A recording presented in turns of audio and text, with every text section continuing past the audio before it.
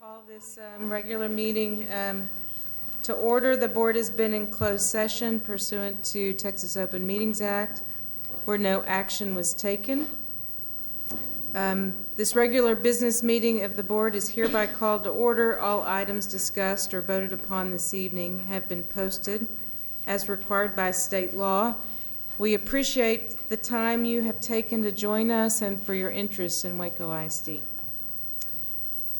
Please pause with me as we take time for prayer, contemplation, reflection, or meditation.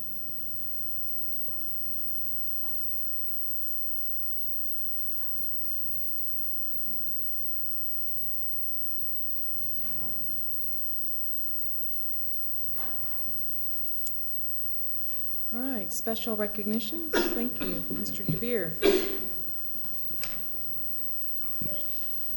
Thank you, Madam President. Tonight, we're pleased to have two students from Hillcrest Professional Development School to lead us in the Pledge of Allegiance. Please welcome Madeline Coates and Delilah Torres.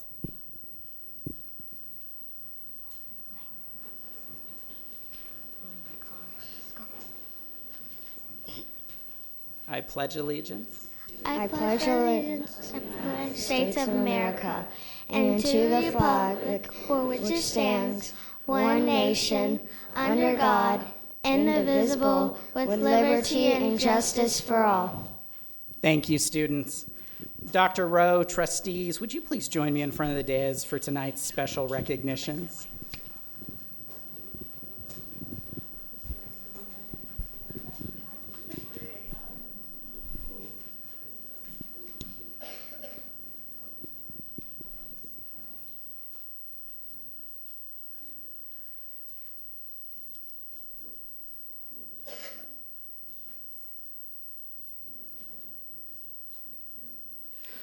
We'll begin the special recognition portion of our meeting this evening with an introduction of our pledge leaders who both attend Hillcrest Professional Development School. Madeline Coates is a rising fifth grader at Hillcrest and says that her favorite subject is reading. She enjoys playing soccer, softball, and basketball. In her free time, she likes to read, write short stories, and make little books. When she grows up, Madeline wants to be a librarian. Madeline's teacher says she demonstrates many acts of kindness and can be seen picking up trash outside on the playground, holding the doors for students and staff. She also says she loved learning everything she could about Texas history. Madeline's mother, Lori Coates, and grandmother, Sharon Coates, have accompanied her here tonight. Would you please stand so that we can recognize you as well, and thank you for sharing Madeline with us this evening.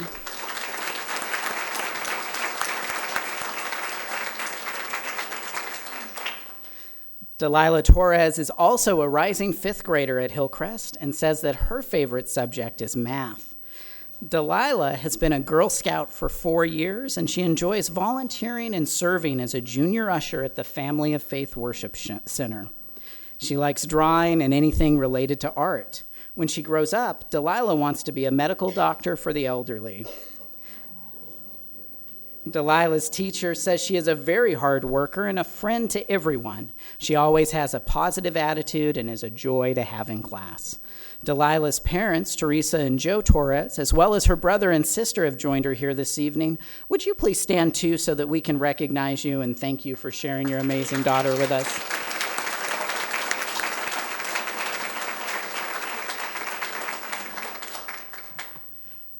Now, a special note before our next recognition. We're recognizing Jero for retiring, but Jero doesn't quite realize that he's retired, so please don't pet him as he comes across. Last month, we gathered together to honor staff members retiring from Waco ISD.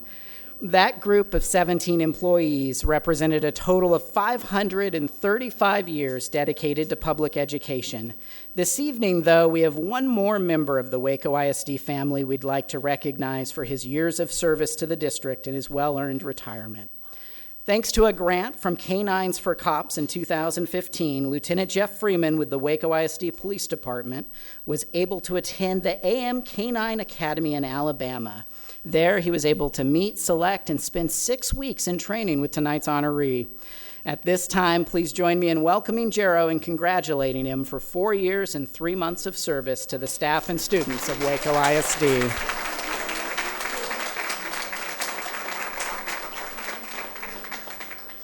Jero, whose name means spear, is a 9.5-year-old German Shepherd and hails from the Netherlands.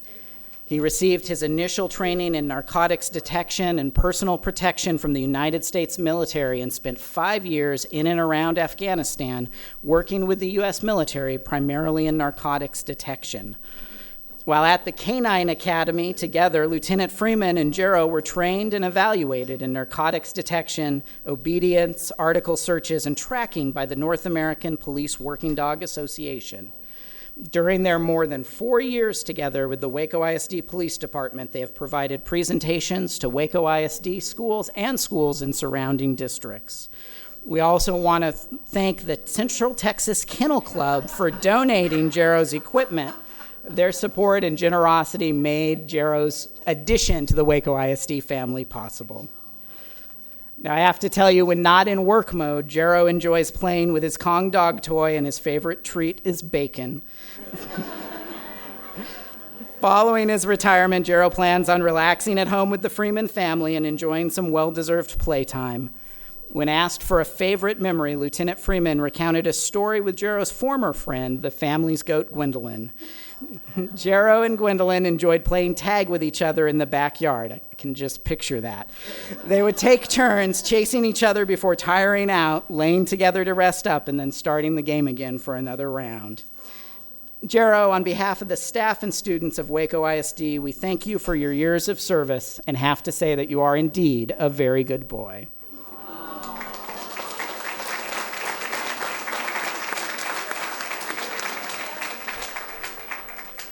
We're going to take a brief group photo with the board and our officers, but after that, our special recognitions have concluded tonight.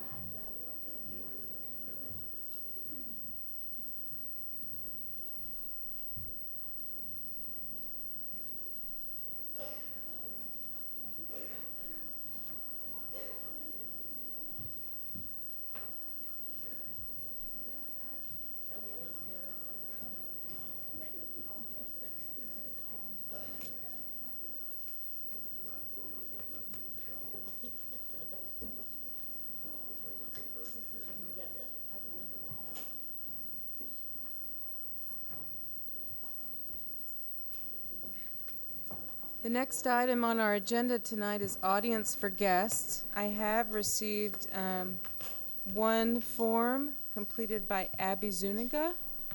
If you want to make your way to the podium.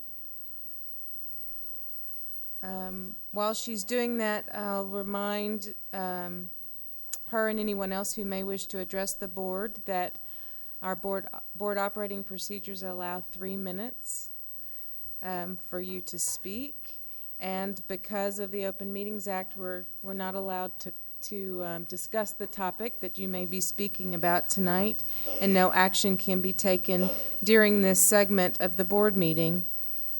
Mr. Dupuy, are you willing to, are you already ready? Take time?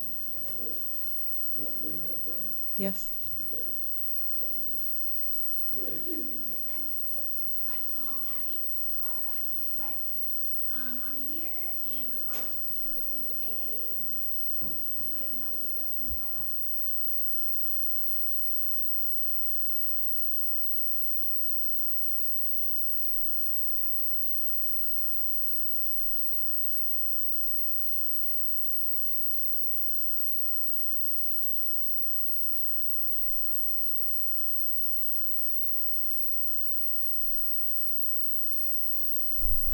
Kids are allowed to stay, should I start over? Okay. Kids are allowed to stay in school for the remaining of the day. There is a letter that's being sent out to the parents of that classroom stating that there is an infection, there's the disease that's going around in that school for the parents to take care of it at the end of the day. However, that is very, and contrary, that it's not good for the kids. They said that the reason they do that is to protect the identity of the child, which in contrary is not protecting the identity of the child, because obviously this child is scratching their head, they're not able to concentrate, and if they continue to scratch their head, it can create an open sore, which obviously these are kids, they don't wash their hands as they should, which is gonna create an infection. So my concern is for the Waco ISD students to not be allowed to be in school when they are infected with head lice. There is precautions that we can do. We can be proactive. There's many things that we can discuss outside of this as far as preventative measures or how they can take care of it if they do come in contact with head lice, just to protect the child and the teacher also, because like I said, it's contagious. Let's see, it does create a mental and emotional and physical issue for the child. Can create depression and insecurity, because all the kids see it. All the kids, they want to avoid that child. They don't want to be around the child. According to my clients and my niece that told me, they don't want nothing to do with the kid. And also the teacher, they do not want to be near the child, so that can create some type of insecurity within the child, and that's my main concern. We're here to build up, students and make them confident in the world, and so I think that's just really contrary. It's not allowing them to do that. I have made an effort to notify my following on Facebook on what they can do to treat the head lice. I have received positive results from the uneducated, because unfortunately they are uneducated, and I feel like because Waco ISD is obviously an educational business, we should most definitely help educate the parents on how they can treat the head lice. So yeah, with that, we can prevent the spreading of the disease and, inform the parents and educate them on this issue. And you guys are more than welcome to contact me so we can get together and find a solution for this. And that's it. Thank you.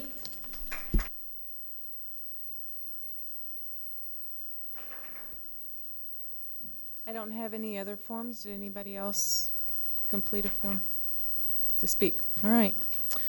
At this time, next on our agenda is discussion and possible action to approve hiring of campus administrators. Dr. Rowe. Madam President and Board of Directors, this evening I am presenting to you recommendations for campus principals and assistant principals. According to policy DC local, the board retains the final authority for employment and for contracting administrative personnel. So to that end, oh no, but I'm doing a good job. They heard me. Everything else was good. Thank you. That's a good idea. So I am recommending for your approval tonight, 2 principals assistant principals who are coming to Waco ISD from other districts. For assistant principal at Bells Hill, I am recommending Anthony Bainey. Mr. Bainey, are you in the audience tonight? Oh, thank you. Mr. Bainey is coming to us from Coppers Cove ISD. He has been in that district for several years now. He has worked as a teacher leader. He has also worked in the community, and he won the Educators Credit Union Choice Award in March of 2019. Mr. Boehner, in his leisure time, enjoys spending time with his daughter, 2 sons, and wife. He especially enjoys traveling with his family and getting to experience the great state of Texas. He also likes to restore automobiles, just in case. So we are happy to recommend him and hope that you will approve his recommendation as the assistant principal at Bells Hill for the 2019 school year. And the Bells Hill staff are also here to welcome him as well. So thank you for this recommendation. Why don't you go ahead and introduce the second as well? Okay. Our second assistant principal is Mr. Denerick Johnson. Mr. Johnson, please stand. Mr. Johnson is returning home. So he is a native Wacoan. He has been working in Houston/Aldine ISD for several years. He's been in education for 12 years. He's going to be the assistant principal at Waco High. I think he's already met and been welcomed by that staff. And for Mr. Johnson, he spent last year as a teacher on University High's campus. So he has, again, experienced the Waco way. So welcome back, Mr. Johnson, to home. And we'd like for your family to stand also. All right, I was cute with this.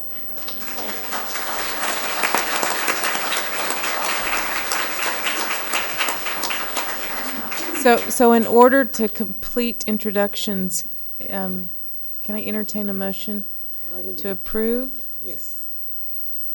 So moved. Second. All those in favor? Aye. Any opposed?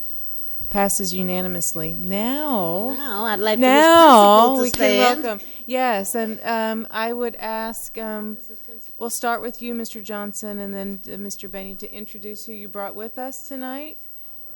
I have over here my daughter, Jai, nephews, Ethan, and Brady, Elijah, my baby sister, Brady, this is the one in Kelly, my mom, Marlene, my wife, Cassie, my son, Jonathan, my nephew, Sean, and my niece, Miss Raymond Gage.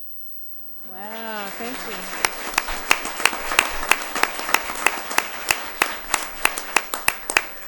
Thank you. Welcome to Waco. Mr. Bainey, who'd you bring with you tonight?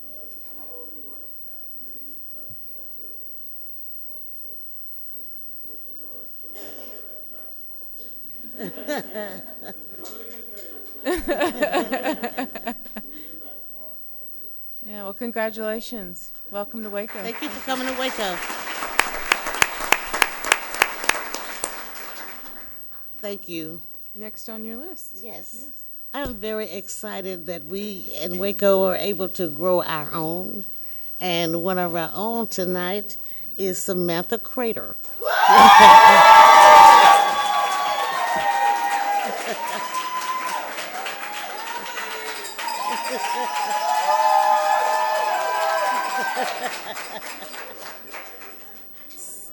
As you can see, and hear, Ms. Crater has a lot of support. She has been at Crestview Elementary School now for 5 years, and she has served as an instructional facilitator there. She's been an assistant principal there. She worked in Killeen before coming to Waco, so we've made her our own.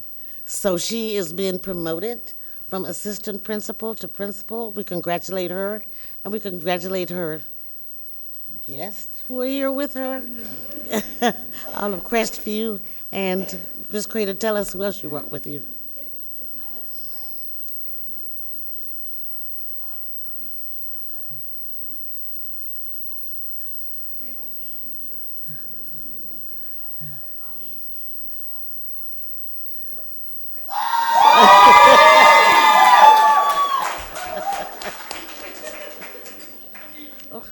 Well, thank you, Ms. Crater, for you and your extended family. We're happy to have you, and we know that you will work hard and do a good job at Crestview School. Congratulations.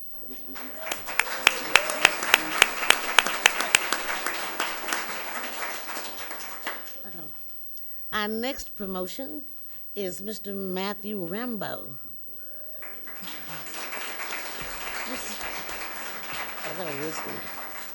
Mr. Rambo is going to be the new principal. There he is. At Tennyson Middle School.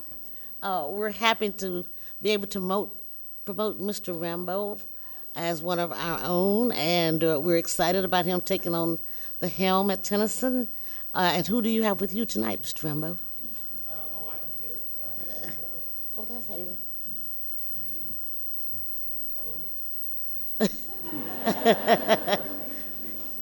Yes. Well, thank you, Mr. Rambo. We know that you are a part of the Waco ISD family because we also have your wife at University High School, so that means you're going to be with us for a while, we hope. So congratulations to you, and we look forward to your leadership on that campus. Thank you.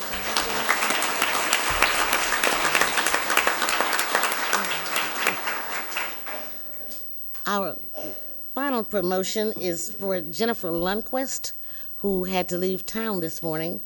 But Jennifer is being promoted to principal at Hillcrest PDS. She has also been on that campus for 5 years as assistant principal, formerly also at Cesar Chavez Middle School. So we happily welcome and give our great support to Jennifer as she takes on the role at Hillcrest PDS. So thank all of you. We're excited to have you.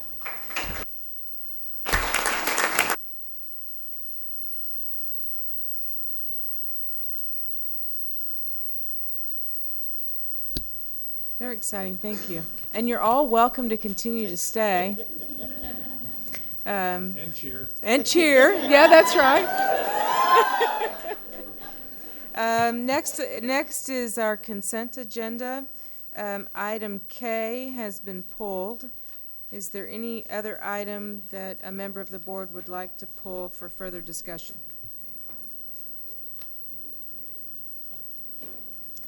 Hearing none, do I hear a motion to approve the consent agenda as presented?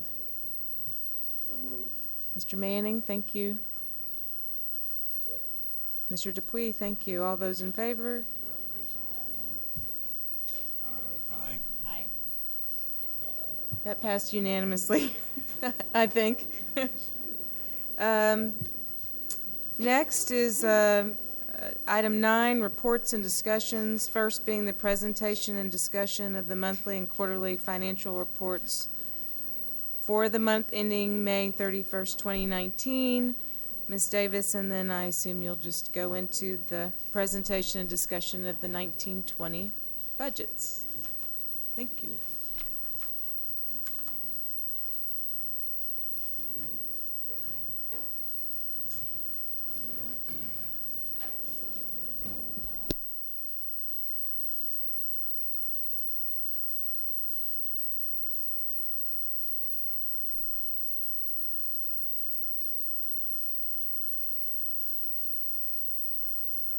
That's right. For the period ending May 31st, 2019, our quarterly reports include the monthly reports for the, as we always have our monthly reports for the general fund, the food service fund, debt service fund, and our internal services fund, where we account for our group health insurance, workers' comp, and unemployment insurances. The quarterly reports, which we just bring at the end of November, May, anyway, whatever those quarters are, February, are the athletic complex statement of operations, the tax collection report, the cash and investment report, and the cash flow projection. We have are pretty much on target with what we've been showing for the last few months for our general funds and food service and debt service fund statements. It does look like our revenue right now on the statements reflects a decrease of $1.3 million from last year.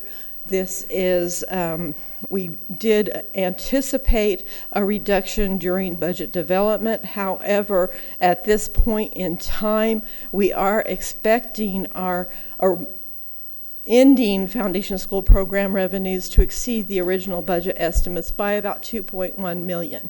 We knew going into this year that there would most likely be an increase in special education funding and compensatory education funding. The caps were lifted off of special ed last year by TEA, and so we knew additional students were being identified for special education. Did not have a good handle on that last year when we developed the budget. And then we had entered into the community eligibility provision for our free and reduced lunch. And we knew that was also going to have some impact on our compensatory education revenue.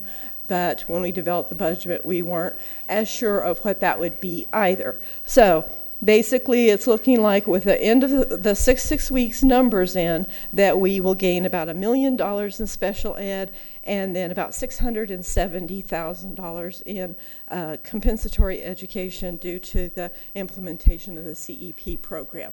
Now that will change, and we'll talk as we do the budget update. The way the compensatory education is funded for next year is going to change, so this is going to be our 1 year under that CEP program for Comp Ed. Our federal revenues are down about $335,000, and that is mostly due to a reduction in reimbursements from the Student Health and Related Services program. And then we have some loss due to our indirect cost rate as it applied to federal programs. On the expenditure side, mostly in line with what we would expect and how it usually runs this year. Instruction, the expenditures have increased about $1.4 million over last year, but they're lagging what we spent last year by about 1.1%. Of course, this is not a big difference, and so mostly due to staff turnover from what we can tell with vacancies and salary savings. Curriculum and staff development have increased about $271,000 over last year and about 2.6% of the budget. We did have a number of vacancies last year in Function 13 that have all been filled this year, so that accelerated spending is what we would expect this time of year. Most of the other areas you've got in your packet, there's not any real significant changes. We did, you'll see a couple of things like in transportation, a big increase expenditure this year due to some late bus purchases from last year, and that kind of rolled over into the current year.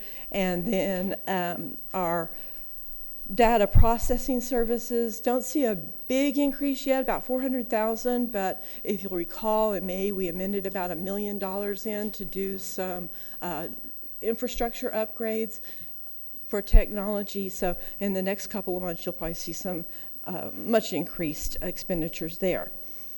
Food service, local revenue is not a lot different, but our federal source revenue has increased about 13%. Again, that is due to those reimbursements under that community eligibility provision. So we have about $1.1 million additional revenue in this current year.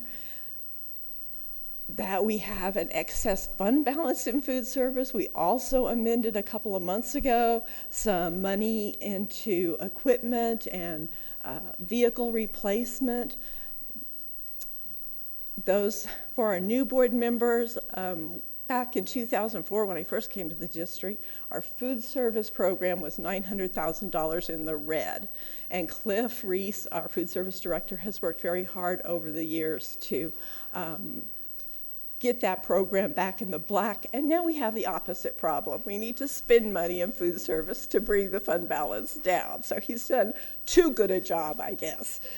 On the debt service side, our local property taxes have increased about $800,000 as we had expected due to our increase in property values.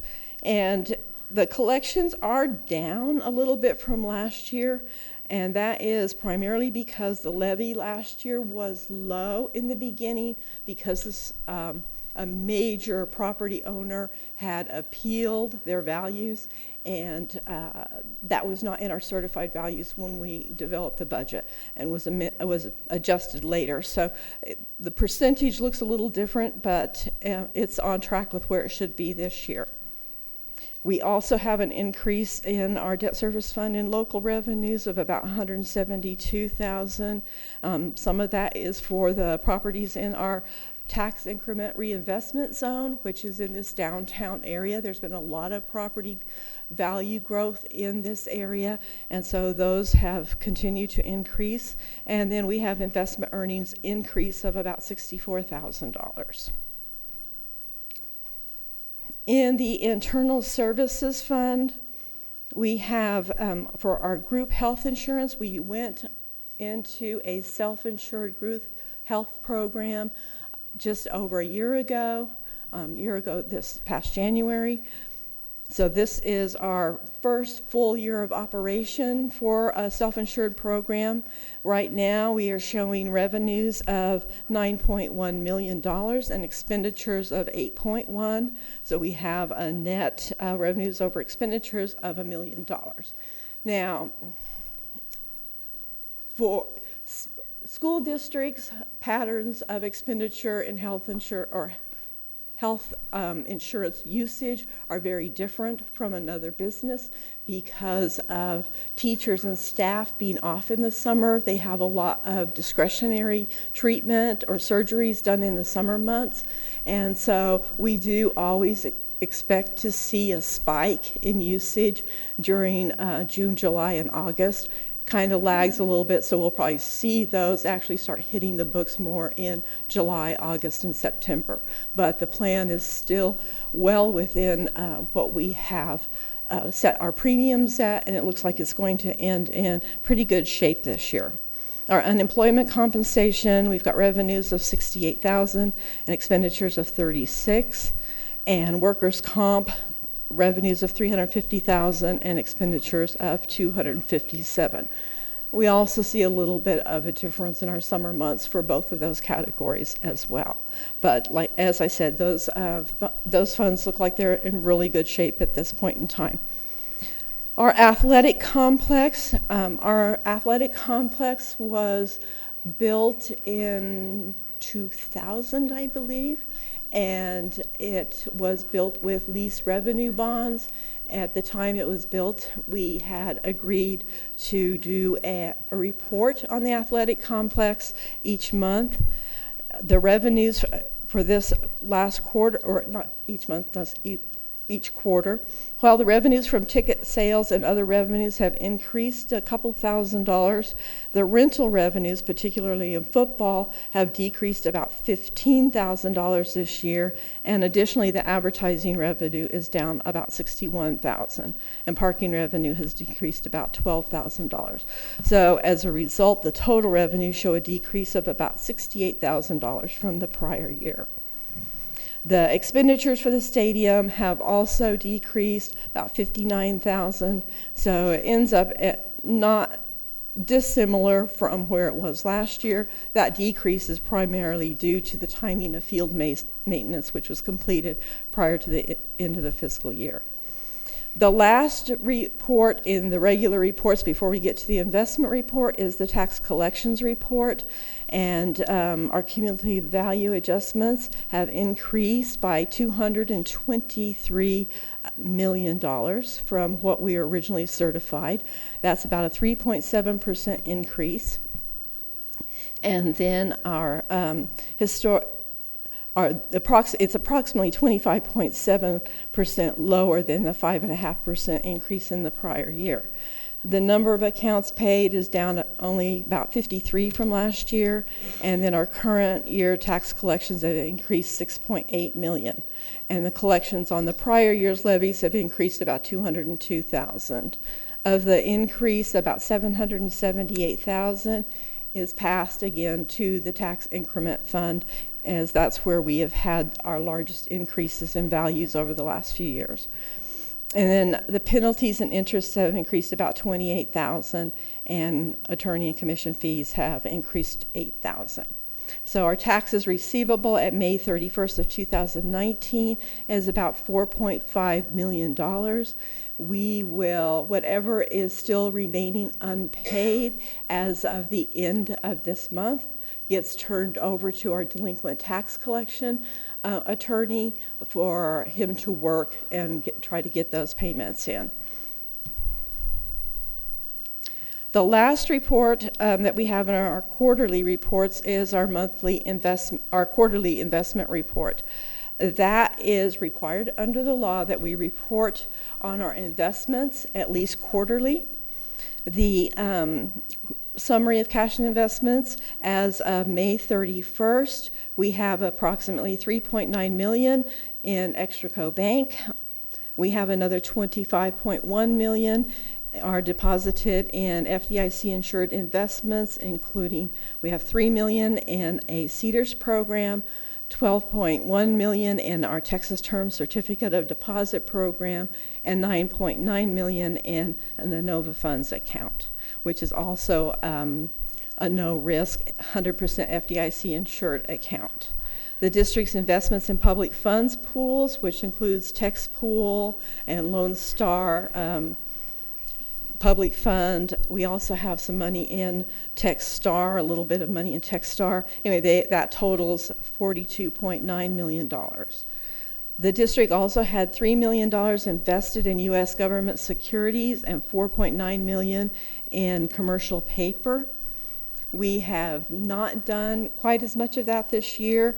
I have been purchasing some longer term CDs and all in the last few months to try to lock in a little bit of interest rate before interest rate starts going down. There's supposed to be maybe a 25 basis point reduction in July and maybe another one in September. So I bought two 2-year CDs today and hoping we can at least lock in a little bit of revenue. So of that, the cash and investments we have, it's down about $18.9 million from the last quarter. And as we've talked about, the last quarter was at the end of February. That's right after we had collected all of our property taxes. That's going to be one of the high points for cash for the district.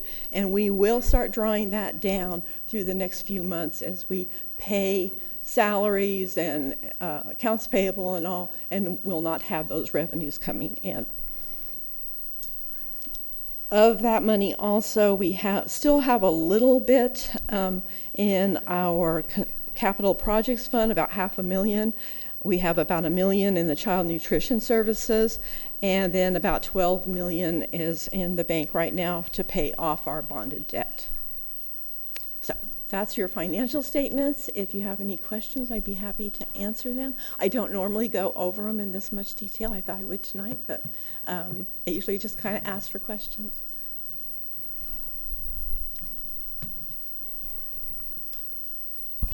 Madam President, I really don't have a question, but I would respectfully ask the administration to ask Coach Tusa to come visit with us on the next workshop in August, and kind of do some extra explanation on the decrease at the stadium.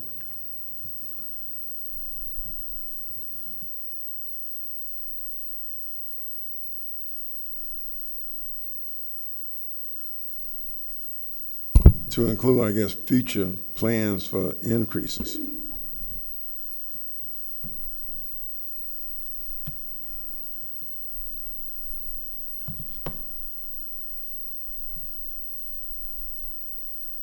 Okay, so then our next presentation is going to be a discussion of House Bill 3.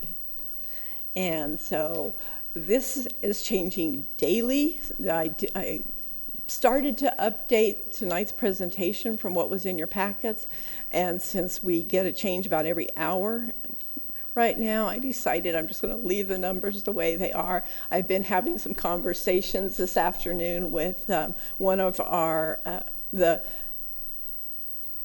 guess she's the governmental liaison with TASBO, which is the Texas Association of School Business Officials, Amanda Brownson. She used to be in school finance at TEA, and before that was with Moat Casey. Very intelligent. So I've been arguing with her about some stuff at TEA. We finally got a template from TEA posted last night. I sent them at least 7 errors in calculations today, so it took us a while to kind of get through stuff. But at the same time, I found about 3 errors that I made too. So, as Amanda said, she's had a lot of conversations with CFOs today about the goddess of offsetting errors. And I sent back praise to the goddess of offsetting errors because as it kind of turns out, we have good news, we have bad news, maybe more good news. So as we go through this, bottom line I think is going to look about the same, but it is different from what we have. I'll point out a few of the things tonight. So this is really complicated. State funding is really complicated. They were supposed to try to simplify it this year, and I think all they did was make it more complicated than it was before. So we're going to talk a little bit about our state revenue and our basic allotment. We'll look at our program allotments and how those are increasing. We'll look also at our guaranteed yield, and then talk a little bit about our local share and how that current and prior year values are changing, how we calculate that, and then we'll talk about tax rate compression, which is part of HB 3. And then we will talk about some other funding issues, the required expenditures amounts for those special programs, and then we'll look at the requirements for salary increases.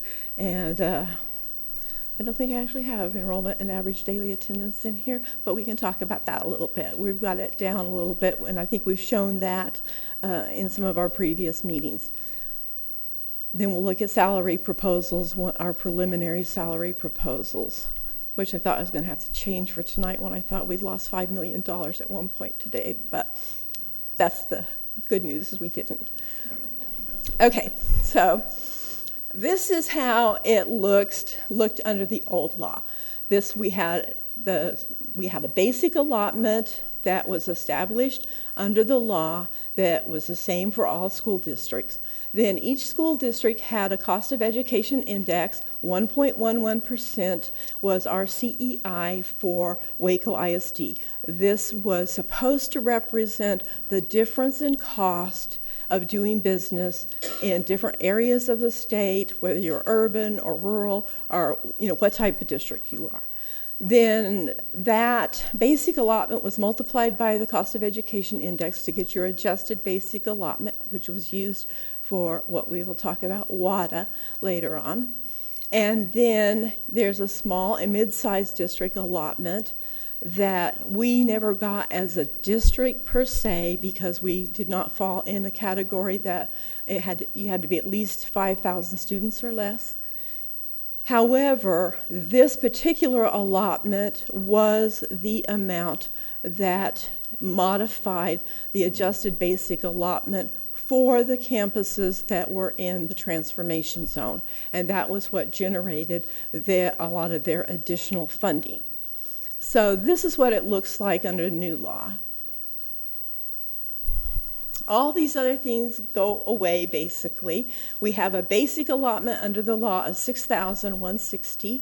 There's no longer a cost of education index, although the law is asking for a cost study on that.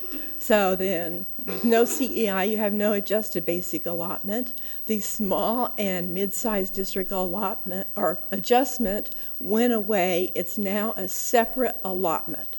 This does impact the zone campuses. And so I didn't think it was going, I thought it was going to give, yes?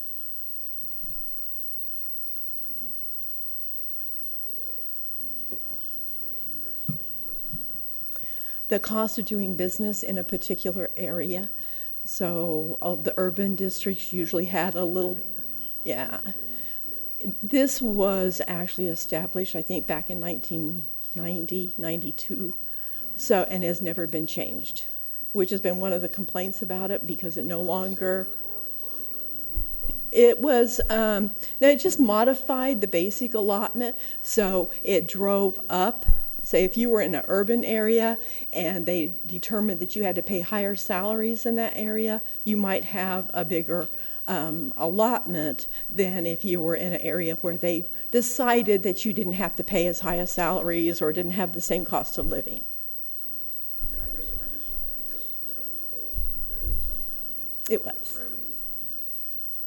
It was. It was, but this was still hanging around in addition to that. It was always out there. We probably haven't talked about this in quite a while, but this has always been a factor of the adjusted allotment.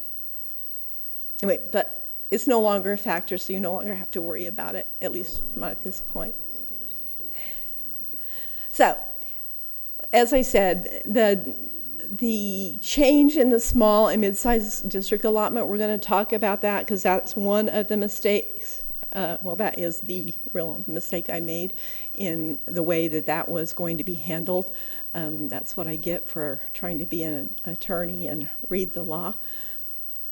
Okay, so here's Tier 1 allotments. Regular education, it looks like we're going to, Tier 1 is most of the program allotments that we have that fund the district. I did give a little bit of an explanation for our state funding earlier today in our new board members packet.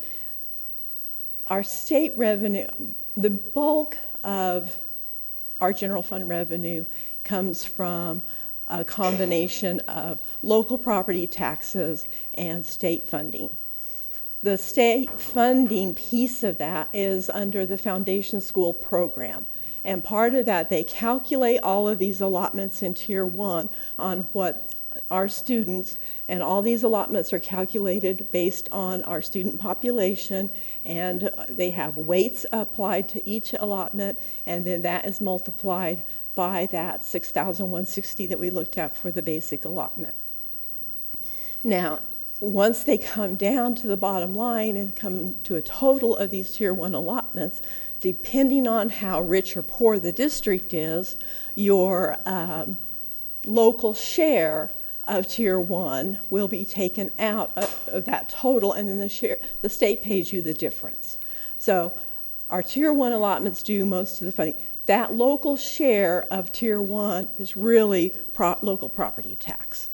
We do collect more in local property tax than our local share, but we'll kind of look at that when we get down to the bottom line, and I'll show you where that comes in. But so, regular education, which basically funds all of our regular classroom teachers and supplies and most of the operations of the campuses, is an increase of $6.5 million. There was, of course, it's only a weight of ones. There was no change there. The gifted and talented allotment was eliminated. So we lost about $438,000 in that category because that's what we were getting before. Career and technology, there wasn't any change in the weight. The weight is 1.35. However, they did move eligibility for the program down to the 7th grade. It was, prior to this, it was 9 through 12, and now it's going to be 7 through 12. So because we are going to put in some programs in our middle schools, we are going to gain, or expected to gain about $1.9 million there. Special education, little change there. The mainstream weight was increased from 1 to 0.15. And we do have some additional students identified this year, as we just talked about, in our current year. And so that funding is increasing about $1.1 million. Compensatory education, there's major changes here, and there's a lot of unknowns. I talked about earlier that our comp ed money was funded based on our CEP counts as of April 1st of last year. Now they are going to be from identified low socioeconomic students, they will be placed in a census block for the district, and each of those census blocks will have a different weight attached to them. Now, TEA has sent us out some preliminary information on how our students from the fall PEIMS fall into those census blocks. Our fall PEIMS data was understated, so I did take a later picture of that we had submitted to TEA and applied those same percentages to those higher numbers, because it was about 1,900 students different and made about a $2 million difference in funding. So that's, at this point, it's kind of a best estimate of where we're going to be. We had to, because we no longer had free and reduced lunch counts, or lunch applications. Prior to this, they were always counted by the free and reduced lunch application. When we did away with those, we put in place a local form that the parent could just sign that they were low income, even though they didn't have an application. You didn't get participation in that? Well, we did. They didn't all get entered into the system as they should have. So the kids that were direct certified, that are either through SNAP or TANF, they were in the system, but a lot of those optional, that new application did not get entered. So snapshot in the fall, then we were underrepresenting. We file an amended return. How's that work? Will they let us? It doesn't. So, Mr. Dupuy, I think that when Mr. DeBeer gives his portion of the report on STAR results, because this impacts those results as well, he's got more detail. Okay. All right. I got a backup question.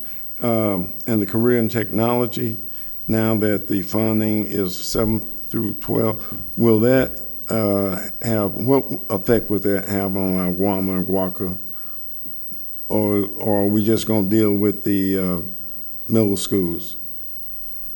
I mean, are we going to open up Guama and Waco to 7th and 8th graders? No. Scott says we haven't. Donna has left, but Scott says we haven't really talked about doing that. Okay. So I mean, well, this It could. okay. Is going to affect this year or next? This coming year, yes. Okay. It will impact, because they have designed some courses for middle school. Okay. So those will be implemented this next year. That's kind of why that increase. So anyway, in comp ed at this point, based on those estimates, we're going to go to almost $21 million and pick up about $5.8 million in new revenue. Our bilingual education, our numbers were actually down a little bit this year. The weight remains the same, except as we have started some dual language programs, and with the dual language, we do get a heavier weight from the 1.1 weight to a 1.15.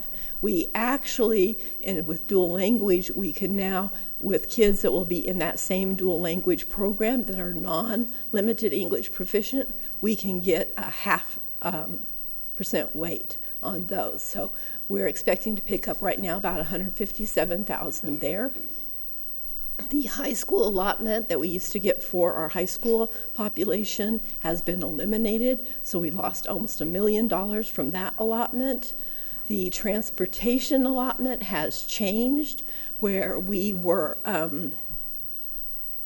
our regular transportation used to be funded based on the ridership on a route, how many miles it traveled, and how dense the route was. So the more kids you had riding on a route per mile, the more money you got.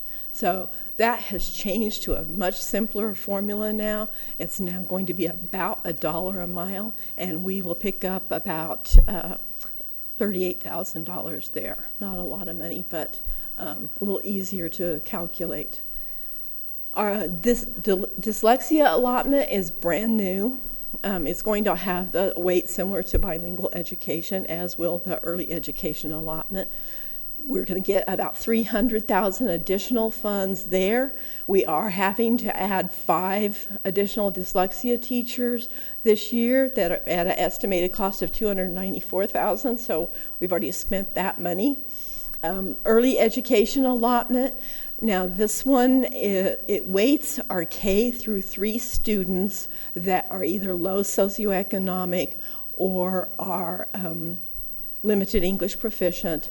It is basically the way they're funding full-day pre-K, because we are now Waco ISD is kind of ahead of that because we already have full-day pre-K, but the new law is requiring full-day pre-K. And so instead of, and pre-K right now is just funded for half a day. Even though we do full day, we're only getting half day at ADA for it.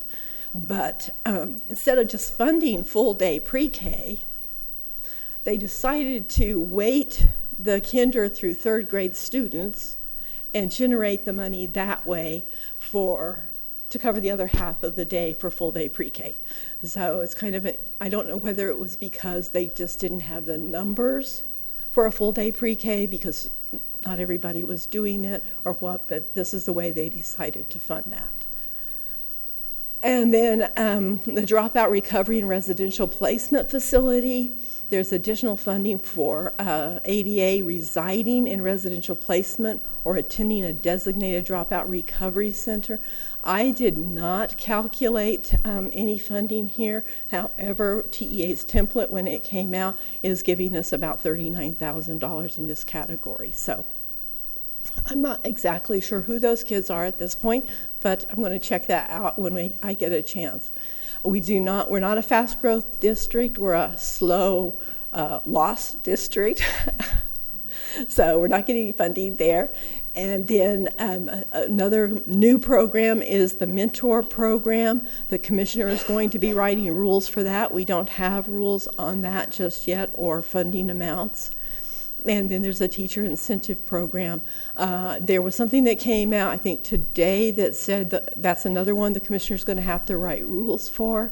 It basically is going to establish master, exemplary, and recognized teachers, and they will be able to get additional funds or additional compensation based on how they're classified.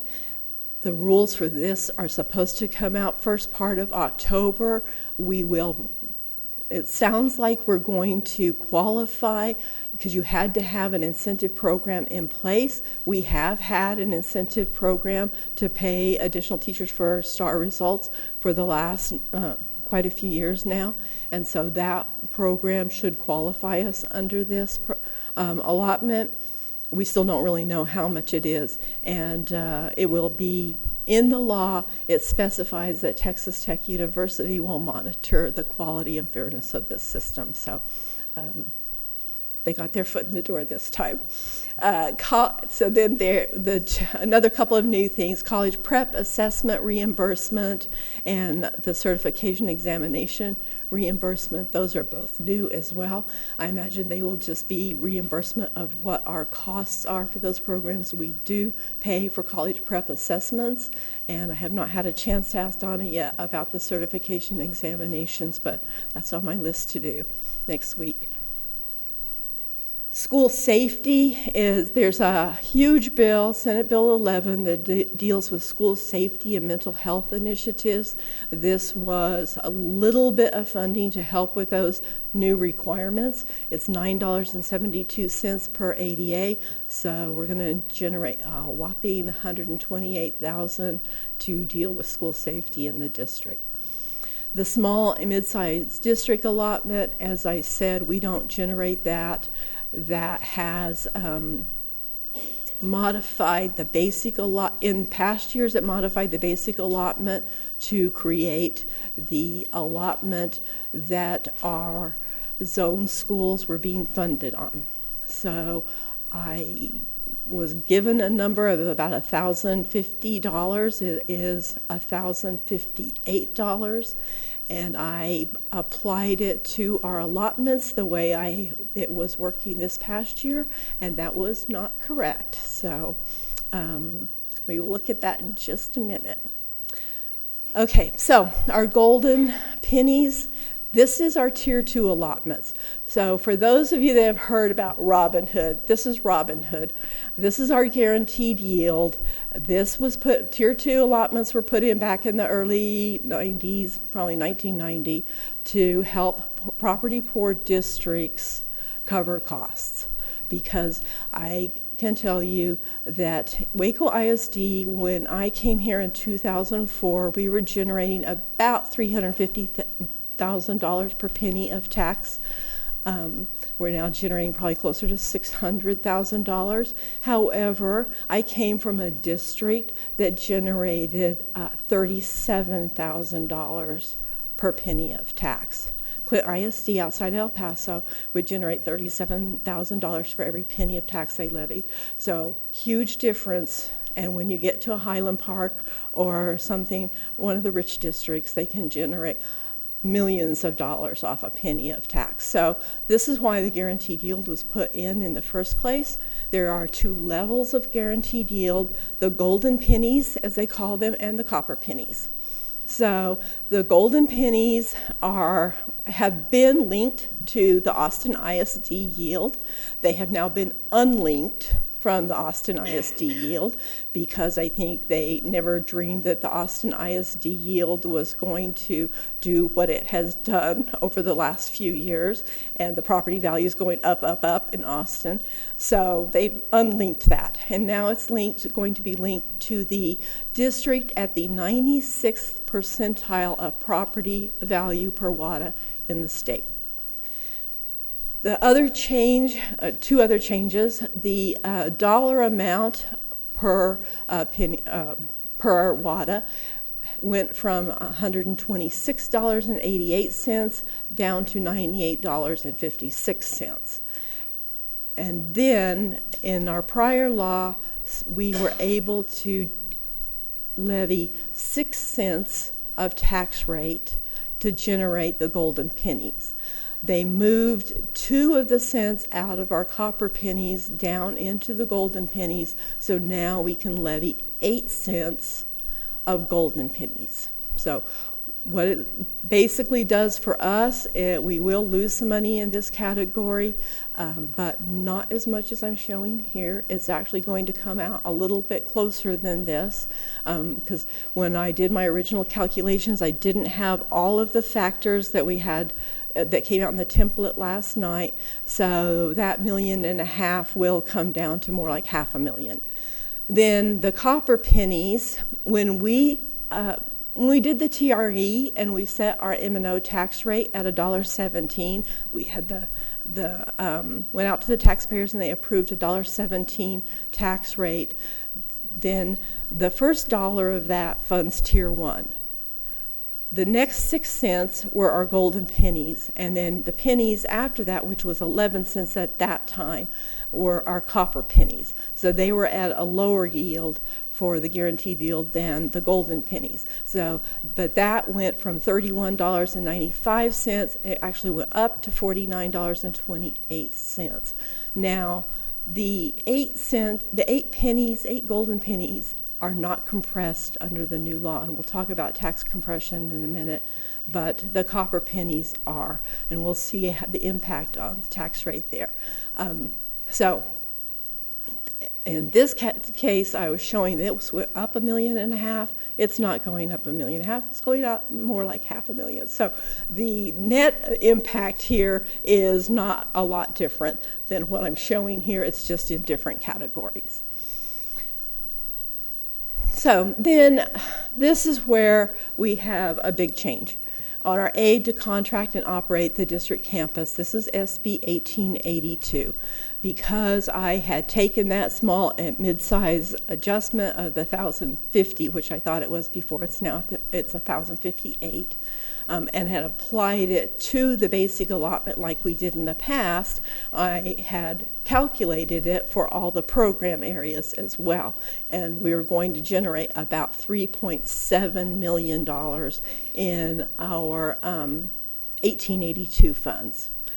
That is significantly decreased. that will be about 2.1 million. That is even lower than what we generated in the current year, because we generated about almost 3.3 million in the current year, and that's going down to 2.1 million dollars. And that's kind of the conversations I was going back and forth with TEA today to ensure that that is correct, and I was wrong. This is correct, that we're now going to only get about $2.1 million in that category. The good news is our bottom line is going to be about the same. The bad news is for the zone, they're only going to get the 2.1 million additional funds instead of the 3.7. The staff allotment was originally stated to, put in to help fund health insurance for employees. That has been eliminated as well. We lose $575,000 there. And then the state, when they compressed the tax rate back in 2005 originally, they put in a supplemental amount for the tax increment fund payment, because tax increment funds have been, or we're no longer held harmless as a district since 1998. Any tax increment fund that a district participates in after that date, you don't get held harmless on your property values when they calculate state funding. If you were in one prior to that time, you do get held harmless. So we have been held harmless. We participate in 3 TIF zones, one real major one that's active. And so we've been held harmless as far as the impact on our property values since 1998. However, when they compressed the tax rate in 2005 from the $1.50 down to the dollar, all of the districts that were locked into TIF agreements still had to pay the same TIF payment that they were paying in 2005-06. So our M&O rate was about $1.45 at that point. We still had to pay into the TIF at that $1.45, even though our tax rate was only $1 and we were generating much less money. So what the state did was they put this in place to make up that difference for the district, to hold us harmless when they compress the rate. Now that they're compressing the rate even further, we're losing more money, and so we will pick up some more money from TEA based on that new compressed rate and the increases in value in the TIF zone.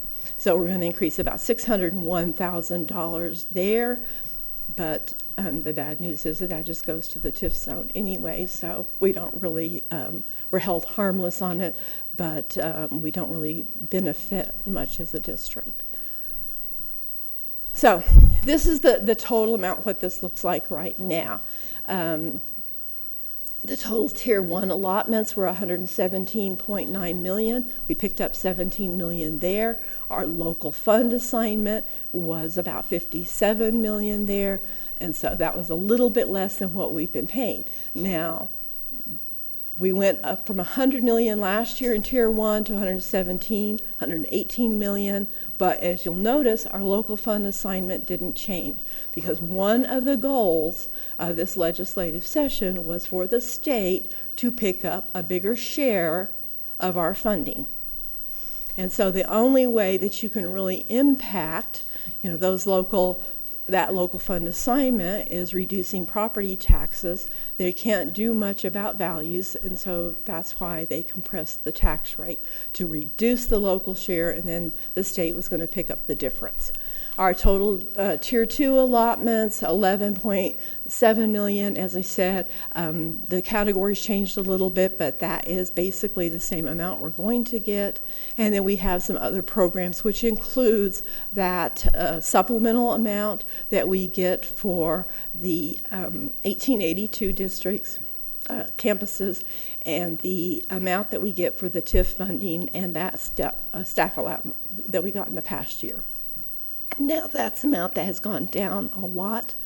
The bottom line funding for us is actually about a little over 79 million, so the bottom line went up a little bit because of some of the other changes, but the amount that is going to be the increase into the TIF has gone down by about $1.5 million.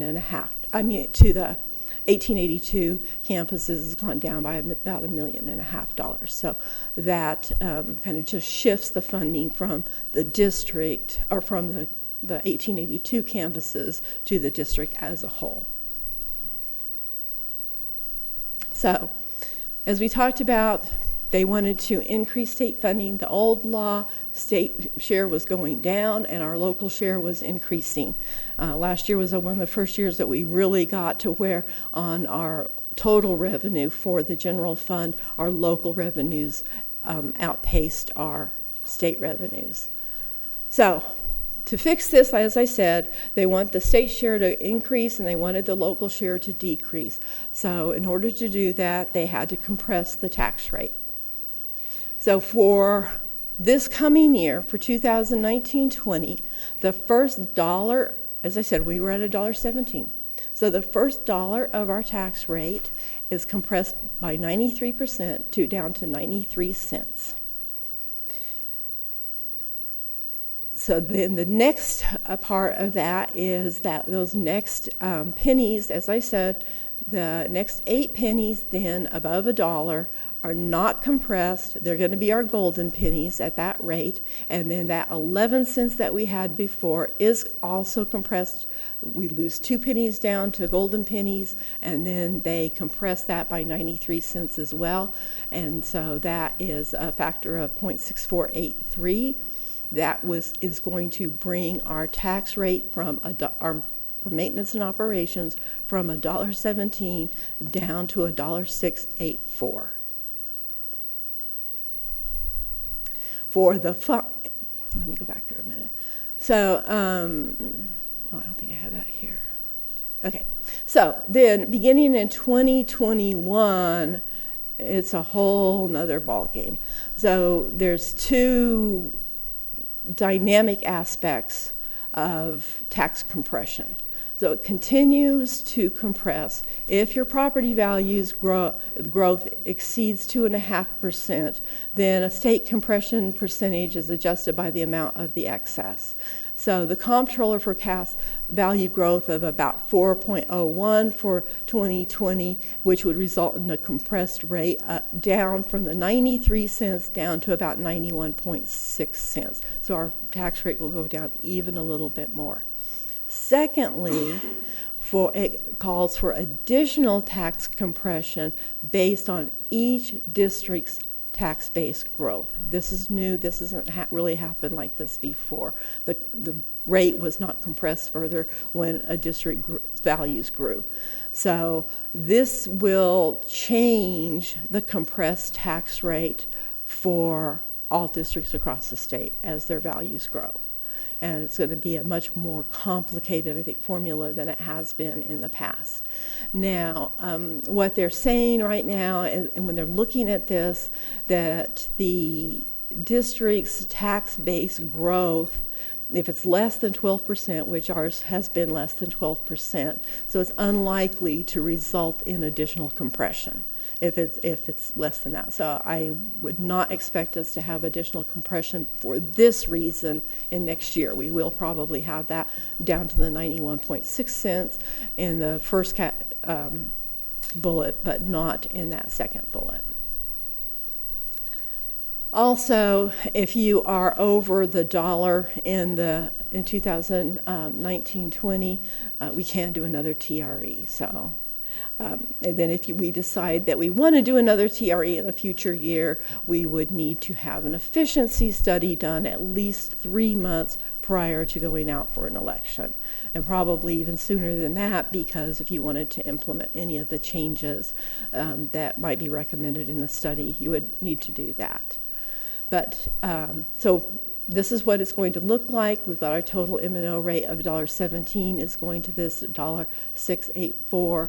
That's made up of our Tier 1 rate of 93 cents, 8 cents golden pennies, and 5.84 cents of our copper pennies. So this becomes this is our what we used to call the rollback rate is no longer the rollback rate. It's now called the voter approval rate, which means if you go past this rate, you've got to get voter approval. So it's, I kind of like rollback rate, but I don't think anybody knew what that meant. So anyway, so Tier 1 rate, 93 cents. Our M&O adopted rate last year was $1.17. We take out that dollar, and then we look at our copper pennies as they are compressed, and so our rollback, we are able to add 13.84 cents onto that rate.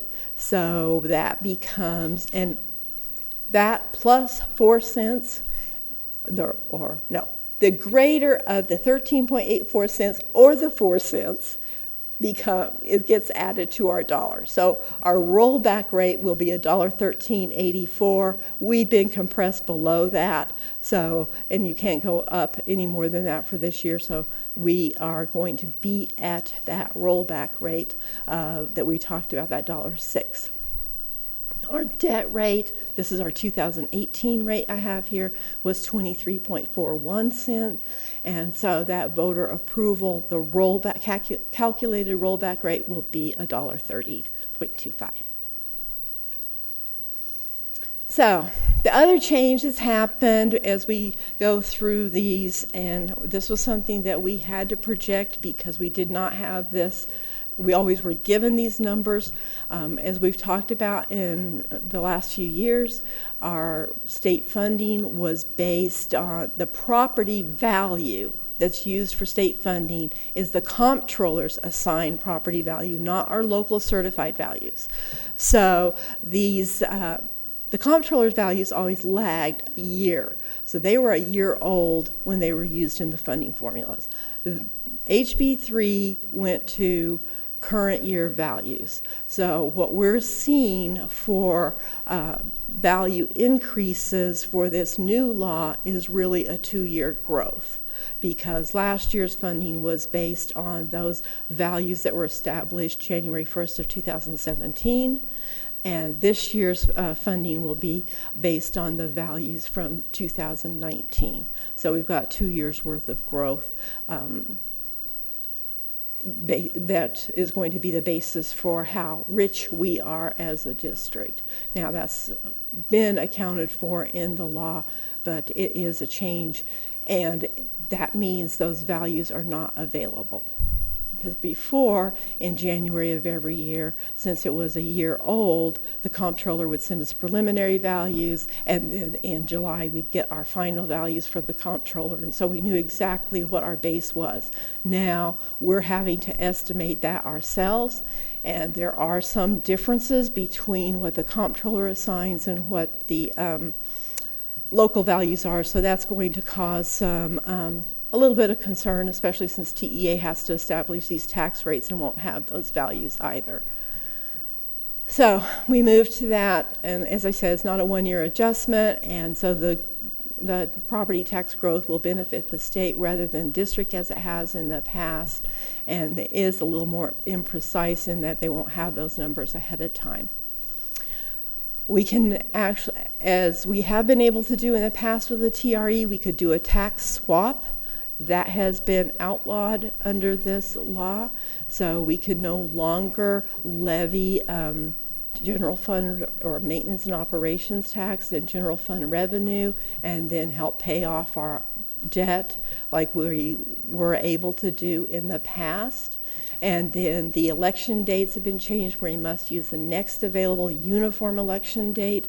A lot of districts would have their elections. We did. When we had our TRE, we had it on the uniform election date, but a lot of districts have called their election early so they could not have it on that date. But now they will have to do that. And then there's the part about the efficiency audit. So this is what then that happens with our local fund assignment, because our values would have increased 9.6%, and they increased 19.1% with the 2-year change.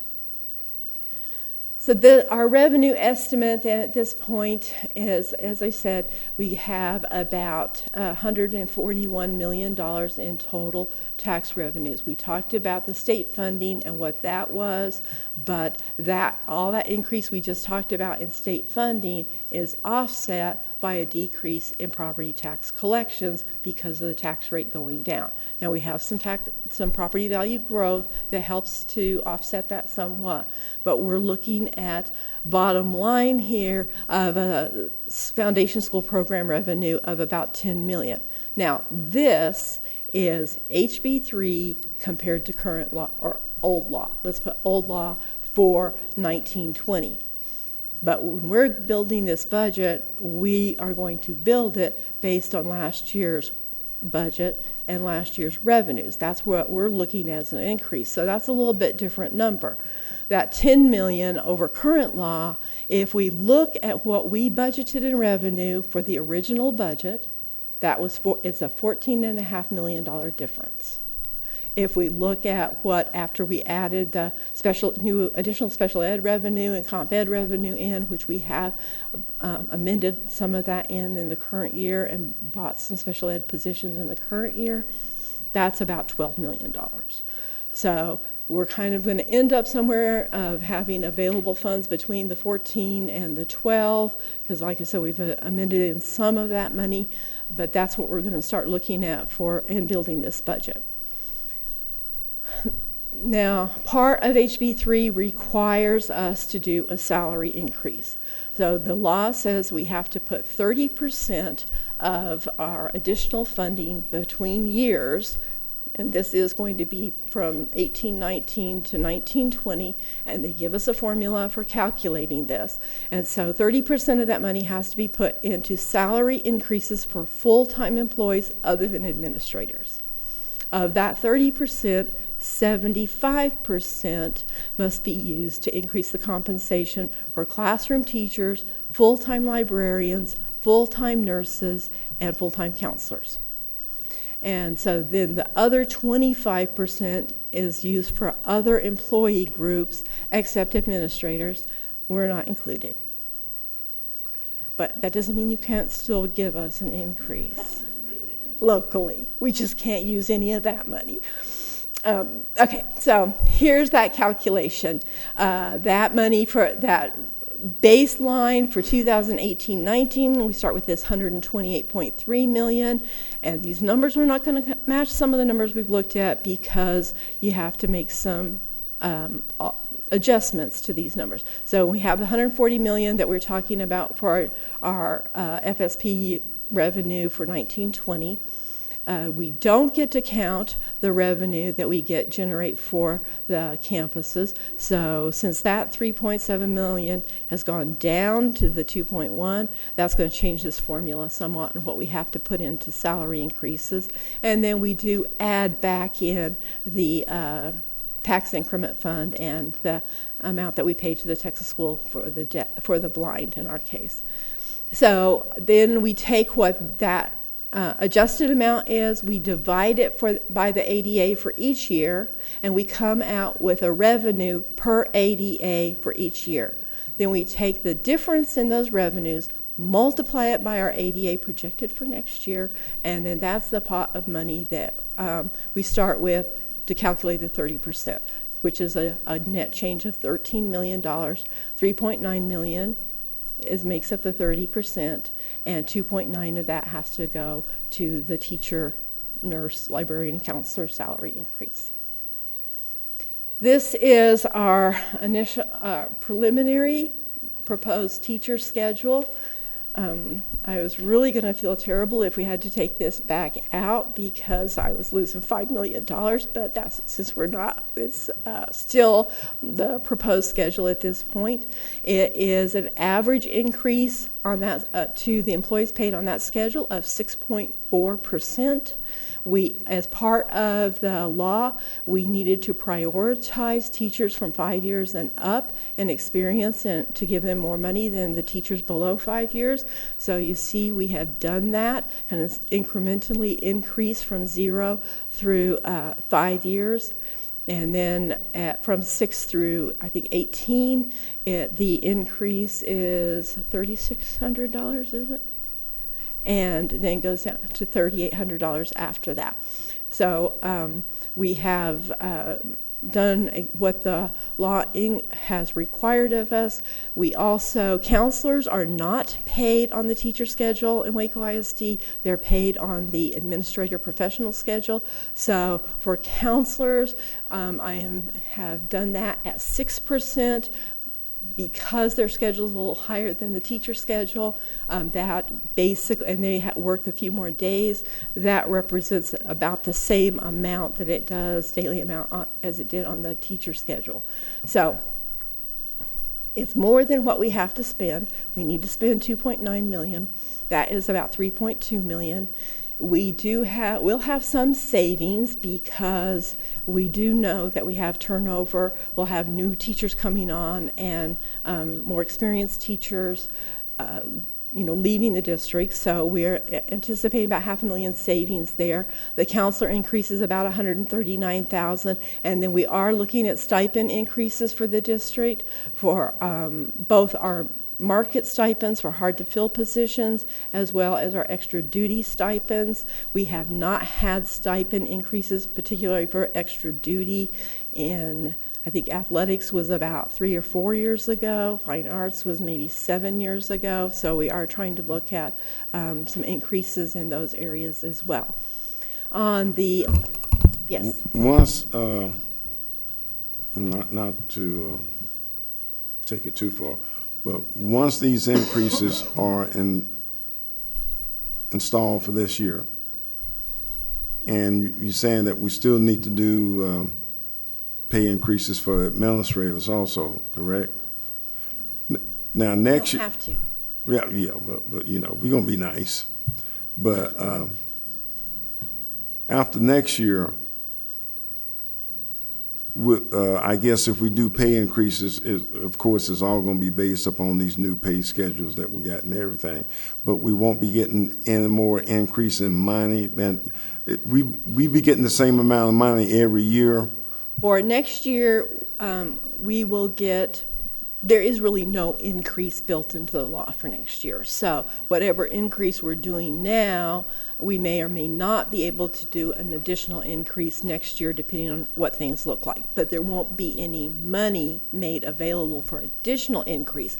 We will still get the same $6,160 basic allotment, so that will still continue to generate the money that we've generated this year. So of course, depending on our any increase we do after this year will be out of our budget. Right, okay. So the $978,000 is the amount that we have to give to the other employee groups. Right now, what we're looking at is 4% for auxiliary staff, and that's also raising the starting full-time auxiliary level, like custodian, which is the low level, to $11 an hour. That's a $429,000 price tag on that. The paraprofessional aides and paraprofessional support staff also at 4%.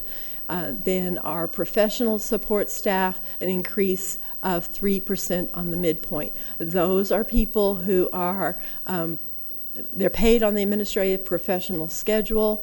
They don't qualify under the teacher, librarian, counselor, and nurse category, but they are not considered under PEIMS administrators by their definition. So those will be people like diagnosticians, instructional specialists, some content specialists, people like that. So we're recommending a 3% increase there.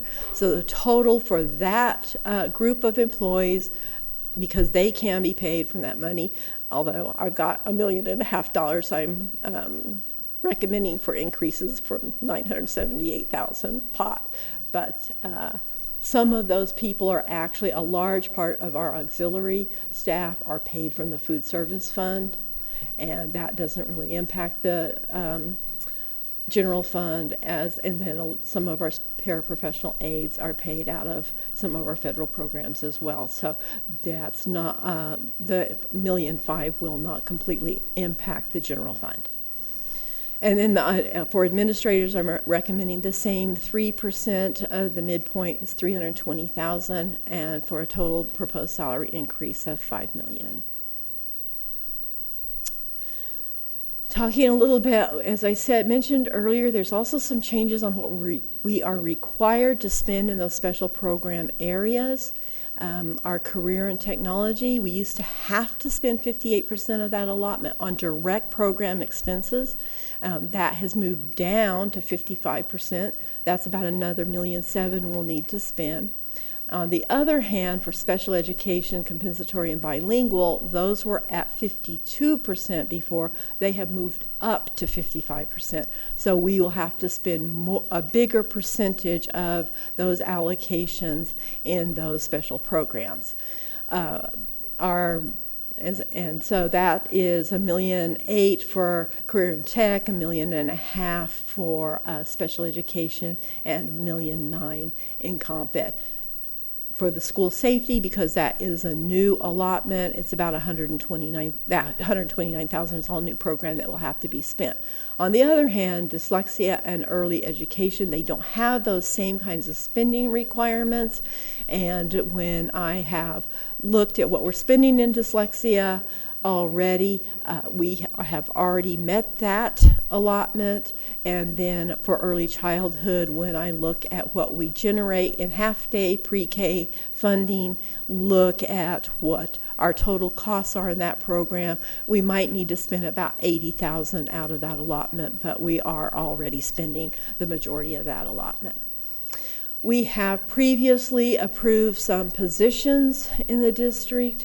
We have counselors, up to counselors, Waco High staffing guideline because of their increase in students. There was a counselor added at Waco High, and Guama and Waco were sharing a counselor. They will each have a counselor. So those have been added to the budget. The 5 dyslexia teachers I mentioned earlier, and then in the current year, when we amended some of those special revenue funds into the budget, we funded special education assessment staff to get us caught up on assessments, and then we are funding 14 teachers and 13 aides in next year's budget for special education. We have some other cost increases we've so far identified in our shared service arrangements, which is our day school for the deaf and the Challenge Academy, about $311,000, and then other rate increases down below of $371,000, tax collection fees, utilities, transportation, all of those kinds of things that you don't really have a lot of choice when the price goes up.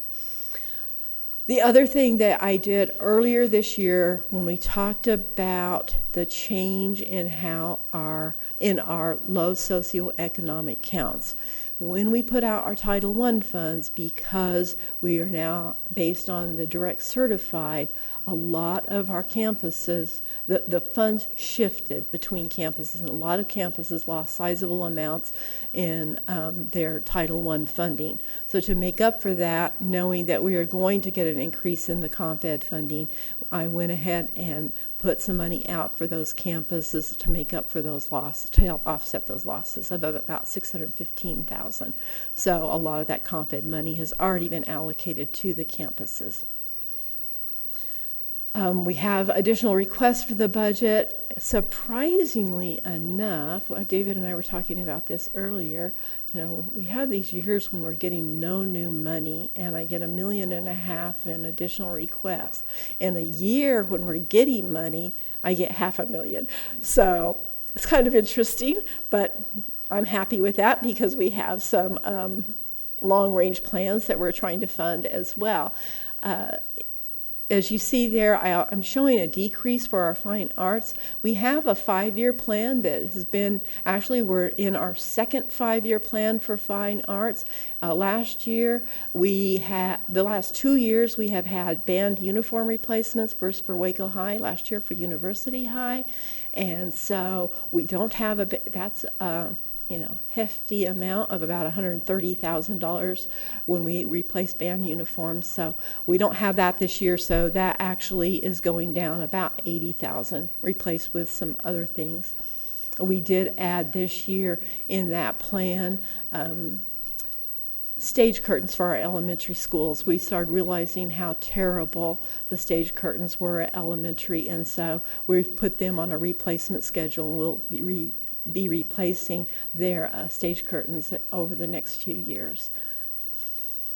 So then we introduced our capital improvement plan last year. Included on that plan are our bus replacements of about $730,000, maintenance projects. This I don't have. They've been trying to meet with me for 2 days, and I just keep putting them off.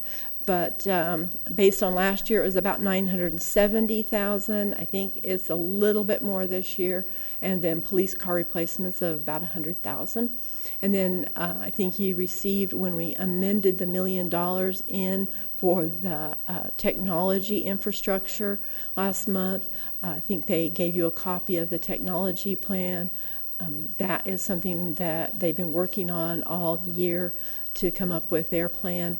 And they have on there about $3.1 million for their technology plan next year. So we have some one-time costs, which would help us if we're not going to have an increase in funding next year, and we've got money to cover this.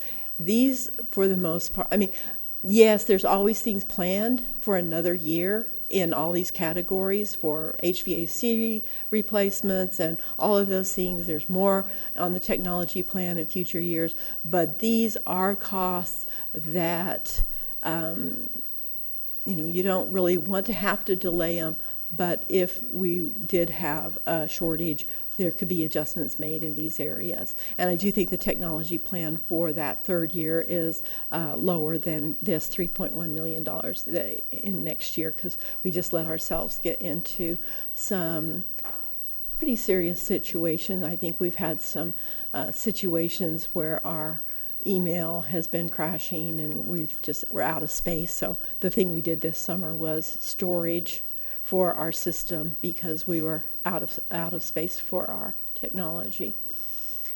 Okay, so calendar August 7th.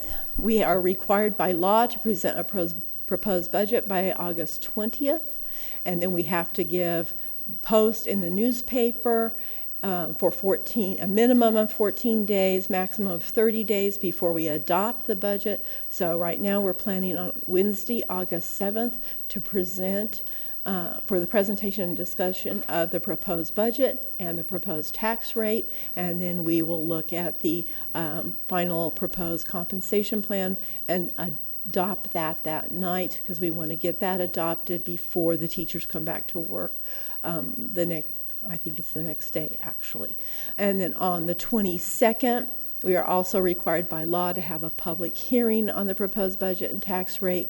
We advertise that in the paper. We will have that hearing the same night prior to the board meeting, right at the beginning of the board meeting, and then later in the agenda we will adopt the budget and approve the tax rate. That must be done by August 31st because our fiscal year starts September 1. And the budget must be adopted by law prior to approving the tax rate. So those are just a little of our legal requirements for budget adoption. I got another question. Okay. Maintenance projects, 2018, 2019, $969,000. That don't sound like a whole bunch of money for a school district. We got over 22 schools and a lot of older buildings and everything. So, in your professional opinion and the maintenance opinion, is that enough money? As I said, I think it's going to be higher than that this year for what they have planned.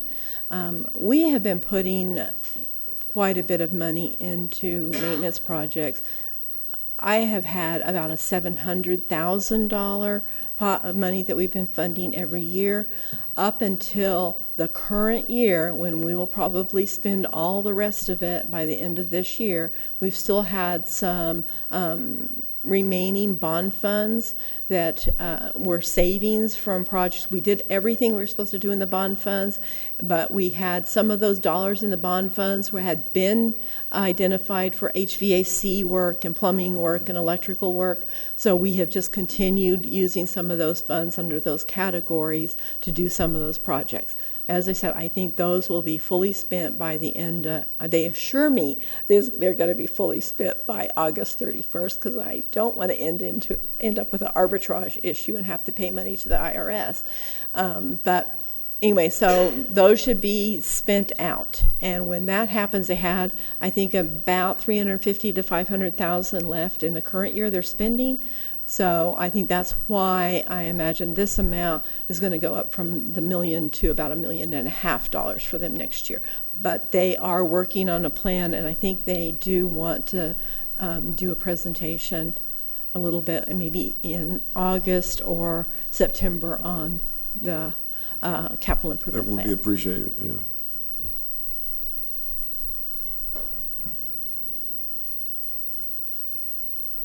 So we're still working. We're still adjusting allocations, and so we'll be bringing you back something that's more put together next time. Cheryl, on the compensation, the calendar, the dates there, we used to, with the recommendation of the administration, adopt a compensation plan, salary schedule for teachers primarily, very early or somewhat early in the budget process in order to assist recruitment, early summer, late spring. With this schedule and with the things that are happening in HBIL 3 impacting us, is our schedule timing kind of backing us away from those opportunities that we used to look forward to? Well, we have, on occasion in the last few years, adopted a beginning rate. Maybe not the whole schedule, but we did adopt what the beginning rate was going to be. Right. We are the highest paid in the area. We cannot compete really with Dallas, Austin, Sure. Houston. We're more likely to, we looked at some of the comparisons with districts now, and we're still kind of above even Georgetown, say. It could help. I mean, you could ask HR about that. I don't know that when we have done that, it has been of tremendous help in recruiting. This year especially, it was so unknown for so long on what we were going to do. But it just seems like there's advantages of doing it in an early stages, if you will, and I'm concerned about disadvantages going back to later in the budget cycle. But maybe a lot of the instances in this case can't be avoided. So, I mean, I think we would be. So I think it would help if we could adopt it a little earlier. I'm not sure if there is going to be a board meeting before August the 7th or not, particularly in the experienced area, experienced teachers, even though some of them might be on contract. It might be a little bit more attractive as far as salary for them to come to Waco ISD. Of course, they would have to be let out of their contract, and typically districts will let teachers out of their contract after a suitable replacement is found. July the 6th is our penalty-free resignation date. That's pretty common for most districts around that July 6th, July 8th time frame, and that means that they can get out of their contract prior to that penalty-free resignation date. After that date, they have to be released from their district, and again, typically districts will not release teachers until a suitable replacement is found. So as far as helping to recruit, it could help recruit some experienced teachers, that new pay schedule. So, Ms. Davis, my understanding is that you believe that our beginning salary is still going to be the highest in the area? I think from the information that Elaine, she called a number of districts. She talked to the superintendent in Midway, and we will be over those districts. Again, I think you have to get down to maybe Round Rock. Right. So, pretty much for the other districts that I have looked at that have already approved their budget, we are either right in line, maybe a little like I mean, Bastrop is a little different, but they're like $200 more on the starting than we are. They're at $48,200. They passed their budget, I believe, last week. Bryan is at $45 starting. China Springs at $40,000 starting. Of course, we know Harmony pays more. They have paid more. They have less slots to fill than we do. And then Round Rock is at $49,300. I think that's the closest that's really over us. Temple hasn't passed theirs yet. But Well, I Temple think was, Milton hasn't either. under us by more, I think, weren't they? They were at 44.5, and we're currently at 46.1. So, Right, Colleen's at 47. So they, anyway, so yeah, but that's they kind of haven't where I we don't know fall. where they're going to go up, you know, for next year. They haven't passed their budget yet. Anybody else have any other questions? Thank you. Thank you. So I was speaking a foreign language at House Bill 3 tonight, so I don't feel bad. It's really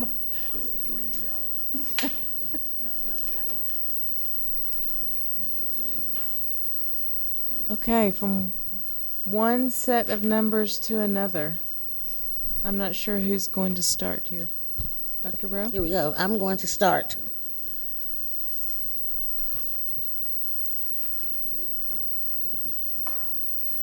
Over the past few weeks, Waco ISD has been receiving scores for the State of Texas Assessment of Academic Readiness, more commonly referred to as the STAR results.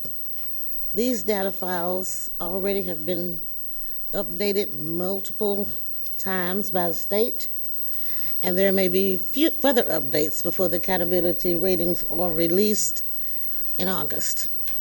While these scores are preliminary, and it would be premature to project accountability ratings based on them, the preliminary scores can give us a sense of trends from last year to this year. We'll get to this year's STAR scores, but first I want to ask Kyle DeBeer to give you a little background on the state assessments and accountability system. Thank you, Dr. Rowe. The STAR tests were first administered in the spring of 2012. They include annual assessments for reading and math in 3rd through 8th grade, for writing in 4th and 7th grade, for science in 5th and 8th grade, for social studies in 8th grade, and end-of-course exams for English 1, English 2, Algebra 1, Biology, and U.S. History. Since the implementation of the STAR tests, student performance on those tests has been the most significant factor in the state's ratings of schools and school districts. However, over the last 2 years, we have seen a significant change in the way that the state calculates those ratings. And so before we look at this year's STAR ratings, we wanted to give you a little bit of background on the changes that have taken place in the accountability system recently. From 2013 to 2017, you had the accountability system with the state's infographic at the top. It assigned a rating of either met standard or improvement required based on 4 domains: student achievement, student progress, closing performance gaps, and post-secondary readiness. Starting this year, the state will assign a letter grade of A through F to schools and school districts based on 3 domains, those that you see at the bottom. And so it's not just an aesthetic change for TEA in the style of their infographic, but a substantive change to a 3-domain system looking at student achievement, school progress, and closing the gaps. In a way, last year was something of a transition year for the state. The state continued to use the labels from the 2013 to 2017 accountability system of met standard or improvement required, but did so based on the calculations from the new system that we're looking at now, that 3-domain system. In changing the accountability system, but not the labels used to rate schools, to some extent the state ended up obscuring the fact that how it was measuring schools had changed. The best analogy I can think of is that it would be a little like measuring a letter sheet of paper in inches and reporting its height as 11, then measuring it later in centimeters and reporting its height as 27.94. Unless you give some labels, unless you explain to people that the way you're creating the calculation has changed, the impression would be that the height of the paper had changed. And you can see the difference in the two accountability systems that wasn't really clear in the language the state used by comparing our actual accountability ratings in 2018 with what those accountability ratings would have looked like under the previous accountability system. Last year, in particular, looking at our improvement required campuses, only one campus received an actual rating of improvement required, and that was Brook Avenue Elementary. However, had the state used the previous accountability system last year, 8 campuses would have received that rating of improvement required. Those are Alta Vista, Brook Avenue, Dean Highland, Mountain View, Parkdale, West Avenue, GW Carver, and Indian Spring. And it's probably worth noting that that actually would have been an increase in the number of improvement required campuses from 2017 had the accountability rating calculation system stayed consistent across that time. So that's a little bit of background of where we find ourselves heading into this year. Student performance on STAR tests is the most significant factor in both the previous accountability system and the current accountability system. Each year, the students have 3 opportunities to take the STAR test, and students who did not pass one or more tests on their first attempt or first 2 attempts this year have actually been retesting this week.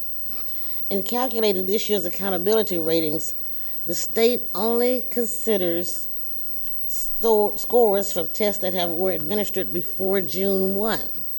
As a result, we can review the preliminary scores that will factor into this year's accountability ratings, even though some individual students do not know yet if they have passed this year's test. Students receive a score of did not meet grade level, approaches grade level, meets grade level, or master's grade level on each test, with approaches grade level or above being equivalent to passing the test. So tonight, as you can see on the screen, we'll be looking at preliminary data for the percentage of students that scored at the approaches level or above in 2019 and comparing that to the percentage at the approaches level or above in 2018. This chart on the screen shows the percentage of students scoring at the approaches level or above for each campus, the district and state by subject and grade level in both 2019 and 2018. Some cells are highlighted in green, orange, or red. Green indicates that the percentage of students at the approaches level or above in that grade level and subject increased from 2018 to 2019.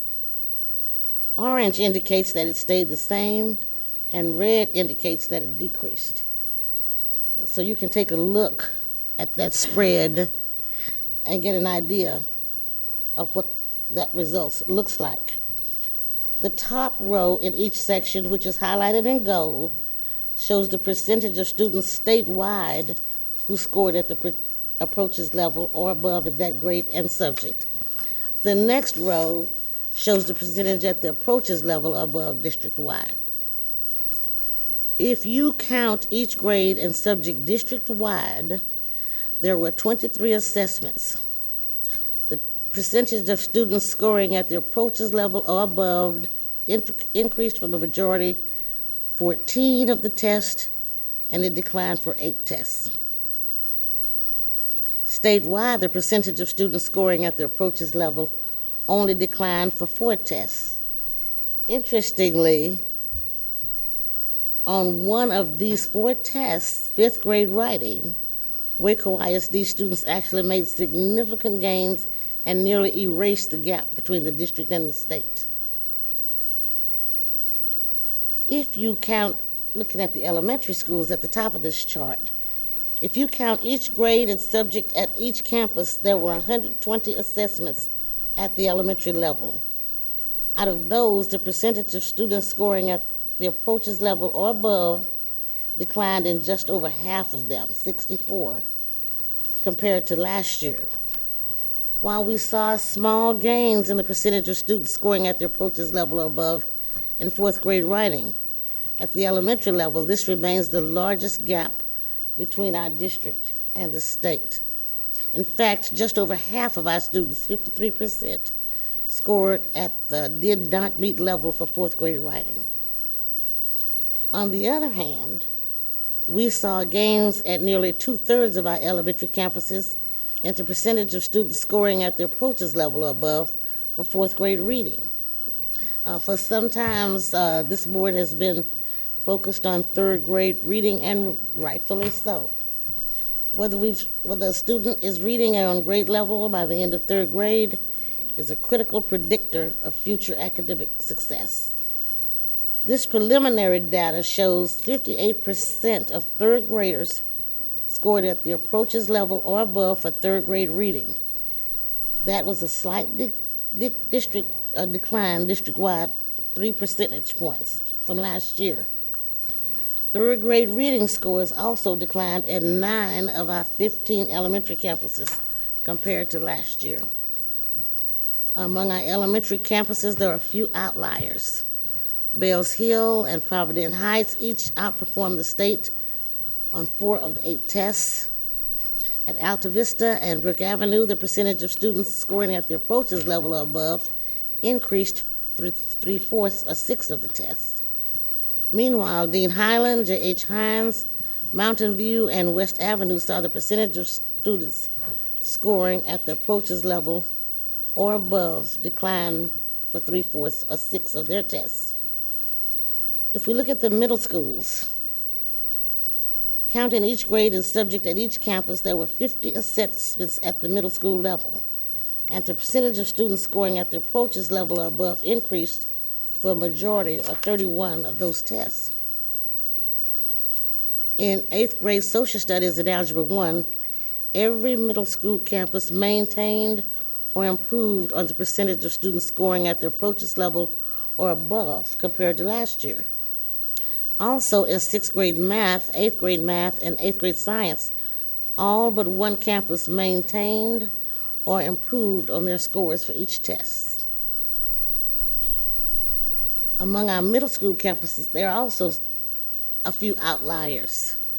Tennyson outperformed the state on half of 5 of the tests. At Indian Spring, the percentage of students scoring at the approaches level or above increased for every test. Meanwhile, Carver saw the percentage of students scoring at the approaches level or above decline for a majority, or 6 of their tests. You can see that across the middle part of your chart. At the high school level, counting each grade and subject at each campus, there were 15 assessments at the high school level, and the percentage of students scoring at the approaches level or above increased for 2/3 or 10 of those tests. In 4 of the 5 end-of-year course exams, the gap between the percentage of students scoring at the approaches level or above in the district and the state narrowed this year. Additionally, each high school maintained or improved their scores for 4 out of 5 tests. So I'm sure that you're wondering what these scores mean for the accountability ratings that will be released in August 15th. The truth is that this data is preliminary. It may still change, and it would be premature to project accountability ratings based on it. Moreover, there isn't a straight line from the percentage of students scoring at the approaches level or above and the accountability rating that a campus or district receives. While one domain places significant weight on the percentage of students scoring at the approaches level or above, others focus on how different groups of students within the school perform relative to the campus as a whole, and either the extent to which a student has grown since last year, even if he or she did not score at the approaches level or above. We could look at growth. Or how the school performed relative to other campuses with similar demographics. That said, we can use last year's rating as a starting point for thinking about what to expect later this summer. There are two groups of campuses that are most likely to see their ratings change significantly. Campuses that were on the bubble for the rating that they received last year. For example, a campus with an overall accountability score of 70 received a C, but was in 1 point of receiving a D. And campuses with a significant change in their STAR scores compared to last year. Starting with campuses with an overall accountability score of 71 or below last year, and adding in campuses with significant declines this year. A very preliminary list of campuses that we are most concerned about would include Brook Avenue, Dean Highland, Hillcrest, J.H. Hines, Kendrick, Lake Air Montessori, Mountain View, Parkdale, South Waco, Cesar Chavez, G.W. Carver, Indian Spring, and Brazos. I should note that Brook Avenue received an overall accountability score of 52 last year. The campus also saw significant increases in STAR scores this year. In addition to STAR scores, we're also monitoring some other changes this year which might have an effect on our accountability ratings. And I'm going to ask Kyle to come back and give us some background on that as well. Thank you again, Dr. Rowe. In calculating accountability ratings, the state uses the higher score from either the student performance domain or the school progress domain. Last year, the school progress domain was the higher score for all of our campuses. In addition, the state then breaks down the school progress domain into two different methods of calculating the score and uses the higher. The first method essentially looks at a student's academic growth even if they didn't pass the STAR test. The second method looks at the school relative to the performance of other schools like it. Last year, we had 5 campuses that scored higher on this second relative performance measure and thus had it count for their accountability ratings. Those campuses were Kendrick, Parkdale, Cesar Chavez, Tennyson, and Waco High. Now, in determining what campuses are part of the comparison group for that relative performance measure, the state considers a broad range of factors. But without a doubt, one of the most significant considerations is the percentage of students identified as economically disadvantaged at a campus. Up until this year, as Ms. Davis mentioned, Waco ISD has determined the number of economically disadvantaged students at a campus based on the applications for free and reduced price school meals at that campus. This year, however, we received approval under the community eligibility provision. That allowed any student enrolled at one of our schools to receive free breakfasts and lunches without completing an application. There's no doubt that this has been a great thing for our kids. It expanded their access to delicious and nutritious school meals. But it has also been a complication for our data because it required us to seek out other ways to identify those economically disadvantaged students. And we really had 2 paths to that data this year. The first is that some students were identified, as Ms. Davis noted, using data provided by the state on participants in the Supplemental Nutrition Assistance Program and the Temporary Assistance for Needy Families Program. To identify other economically disadvantaged students, we distributed a family income survey to students beginning during registration for the last school year. By law, the district cannot require a family to provide information about their income, and some campuses had lower participation rates for the survey this year than they had participation rates in the applications for free and reduced priced school meals last year. As a result, economically disadvantaged students were significantly undercounted in the demographic data reported to TEA after the fall snapshot. That's that point-in-time count that happens on the last Friday in October to produce a demographic picture of our student body.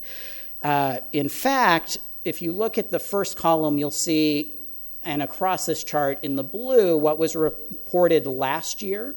In the orange, what we reported after snapshot, and then we'll get in a moment to the lighter gray, which is what was eventually the corrected data. But looking at that first column, that's the district, and you can see that we reported about 77% of students were economically disadvantaged this year, and that was down from just over 87% of students last year. We actually, as you look across and you see bigger gaps between the blue and the orange, had 5 campuses that initially reported percentages of economically disadvantaged students that were more than 20 percentage points lower this year than the actual number reported last year based on those free and reduced price meal applications. So this spring, beginning in February, campuses made another push to collect the family income surveys, especially those campuses where the numbers had declined significantly from last year. After that effort, the percentage of students identified as economically disadvantaged climbed to 88.1% district-wide. That's the gray bar in the first column for the district. The corrected data for all of our campuses as you go across are the gray bars. In April, we submitted that corrected data to TEA. Unfortunately, since we made that submission and requested that they correct our snapshot data, we've been informed that the data was provided too late to be used in determining the campus comparison groups that will factor into our accountability ratings released in August. This is of particular concern really for any of those campuses where you see a significant difference between the blue and the orange, but really in particular for Cesar Chavez. Last year, that campus relied on the relative performance measure in that second domain for its score towards the accountability system. Based on the fall snapshot, 64.4% of their students will be identified as economically disadvantaged when they're creating that comparison group. That compares to 92.8% of their students last year. And after they corrected the data, they actually had a 95% identification rate. So if you think about the difference between a campus where more than 90% of students qualify for free and reduced lunch and just over 60% of students qualify, there are some pretty big differences in those campuses, and it's not necessarily an equivalent comparison group for Cesar Chavez to be placed into. Now, I do want to mention that after the accountability ratings are released in August, if Cesar Chavez or another campus is rated lower than they would otherwise based on the under-identification of economically disadvantaged students, we have the option to appeal that rating. I also, though, want to be realistic about these appeals and let you know that we are not at all optimistic that such an appeal would be granted. In the guidelines for reviewing appeals, TA specifically identifies incorrect identification of economically disadvantaged students in the snapshot data that wasn't corrected within the calendar for submitting the snapshot data as not being a valid grounds for the appeal. So we can make the appeal, but there is little reason to believe, even if that resulted in a lower accountability rating, that the state would ultimately raise the accountability rating for a campus. Dr. Rowe? Thank you, Kyle. Trustees, do you have any questions about the preliminary STAR scores, or we have other people here with information regarding our scores who can also be of assistance? Yeah. Thank you. That last chart, so regarding the process, the changes, I guess the revisions in the process, it looks like there would have been or could have been a sustained period with which there would have been some hint, some indicator that there may be problems, flaws in the system. What I'm interested in pretty much isolating how and when the corrective action necessary was identified, and how is it being implemented to make sure it doesn't happen again? Let me give you kind of a top-level overview of that timeline, but begin by saying that the person who could really speak to that most directly is our former director of PEMS and Counseling, who isn't with us this evening. She has moved on to another district. But my understanding is that, the basic timeline is we start the count we take the count on that last Friday in October, but there's a period of time to review and clean up the data and make an initial submission. Then there's a period of time going into early 2019 to make the second submission and make further corrections. I think in that period, there were some questions asked about the data, but they didn't ring the alarm bells that they should have, clearly. Following that second submission in early 2018 is really when that director raised concerns about the differences as well as other members of the leadership team. And so that was what triggered then in early to mid-February the process of campuses that had seen large swings in their data from last year to this year going back to chase those additional surveys. But clearly at that point we were already through the submission and resubmission process. And then additionally, even though that process was completed in March, the data ultimately wasn't submitted until mid-April, and so that drug out the timeline even further. I don't know that making the request to correct the data any earlier would have necessarily made a difference, but it certainly didn't help to have that drag. So that's kind of how we got to where we are now. You also asked about changes made going forward, but did you have a question before we kind of shift gears to that piece of it? Just kind of encapsulating that. So was it the process that was a problem, or the individuals implementing the process, or a combination of both? So it seems like there were two major issues that took place. One was, in some cases, campuses had actually collected the survey forms, but for one reason or another, they weren't correctly entered into the system. The second is, I think it's probably a piece of both. I think it is process in not having had a clear system in place to make sure that all of those forms that were being collected were checked and entered, but I also think it's probably an issue in people to some extent in not recognizing the significance of that data and the need to have that process in place. That may not be a satisfying answer, but I do think it's pieces of both. The second thing that happened, the second significant problem, in my opinion, came in the sort of what would have been the data review and quality check process. And it seems in retrospect and talking with staff involved in the process that essentially, in some cases, you had the former director believing that campus principals would ultimately be doing the sort of reasonableness quality check when they looked to review their data, and you had some campus principals or their staff who ultimately reviewed the data believing that that sort of quality check had happened in the PEIMS office at the administration building and was conducted by the director. So you had essentially two people each assuming that the other person was playing that role. And in practice, neither of them giving it the attention that it deserved. Yes. And maybe also to some extent on the part of people in recognizing the significance of this data. Certainly those campuses where you see the biggest gaps, I think today, are painfully aware of the significance of the data and the attention that it should have received. So going forward, a few changes have been made. As I noted, the former director has moved on to another district. That's given the opportunity to restructure the position. Previously, PEIMS was actually paired with counseling, which in some ways is an uneasy fit, and the person overseeing counseling does not necessarily have the skill set to oversee our data systems or vice versa. So the new position has been posted as a coordinator of PEIMS that is going to be focused on that specific area. It's also been moved within the technology department to reflect the very database-driven nature of the work. So one of those is a structural change. We'll be filling that position this summer. I believe the assistant superintendent for information technology has interviews scheduled to begin that process with candidates next week.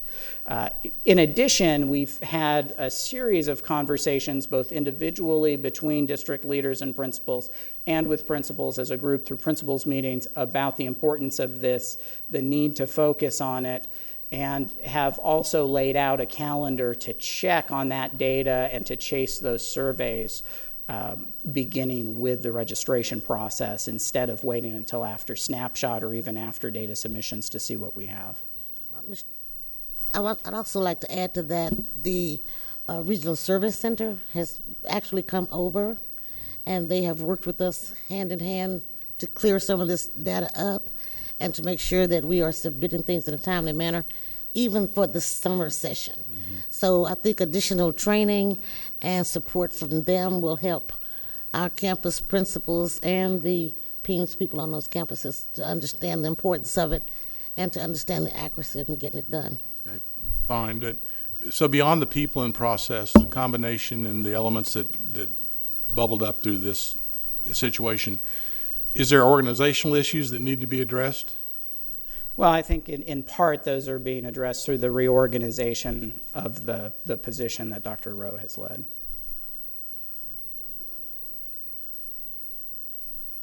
And that's what I'm questioning, I guess, is that after, That's a major shift.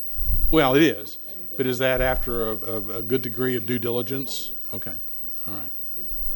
Okay, okay. And it's, I would just add, it's both moving the position, but also creating a position that is focused instead of a position that has sort of two just lightly overlapping areas of responsibility.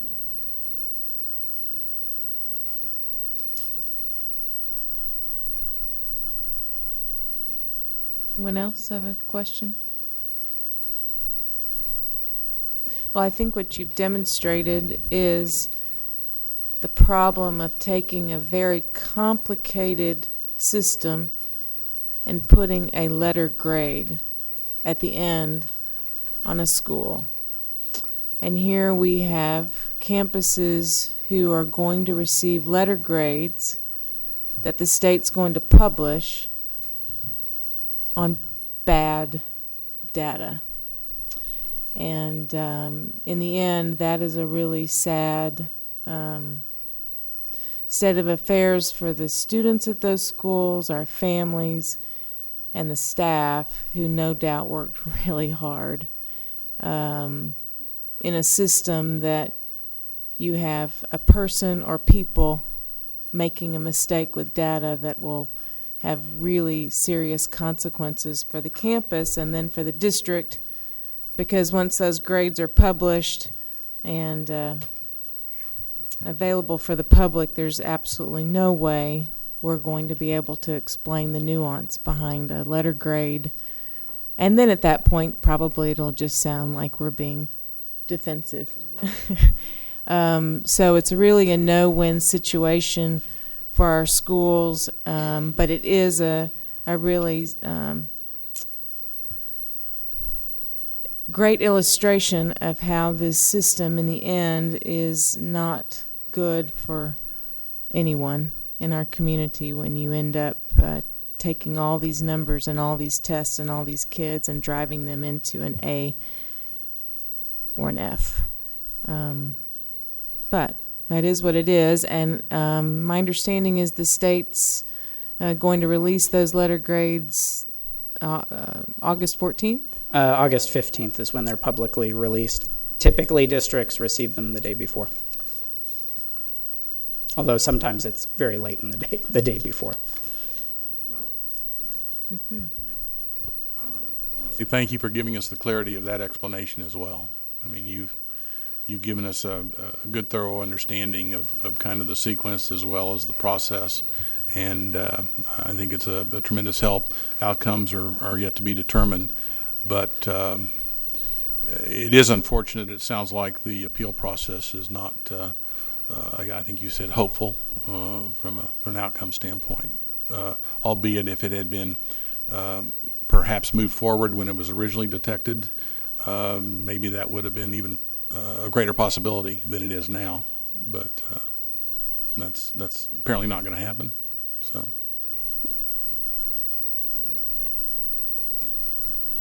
Kyle, do you have a way of making a fairly easy, concise prediction of if you underreport your socioeconomically disadvantaged students by 20%, 30%, what impact does that really have on your rating, your campus rating? I mean, it's just too complicated? You know, there's something, I think, close to 1,200 data points that are used in the calculation of the accountability rating, so I don't know that to any one or two data points we can draw a straight line. I think what we can do is to look at the campuses. I think we can do two things. We can look at the campuses that make it on that second part of the second domain, that's the relative performance measure, and see how their percentage of economically disadvantaged students was affected by this issue. And I think the other thing that we can do is look at campuses that have made it on relative performance before. If they then don't make it on that score, but make it on the other part of the second domain, to see if their score on relative performance changed significantly from last year to this year. And that will give us a sense of what campuses were affected, but I don't know that it will give us a concrete answer to the exact sort of movement. Yeah. I think at best, I would think we'd be able to say these are campuses that may have been affected by this. I don't know that we could say precisely, absent this, it would have been. Okay. But Carrie, you already noted the impact that it's having on our funding. And that's what, I'm assuming they're going to let us amend that. Maybe not the rating? No? Cheryl? No? It's not your fault, I understand that. Don't be.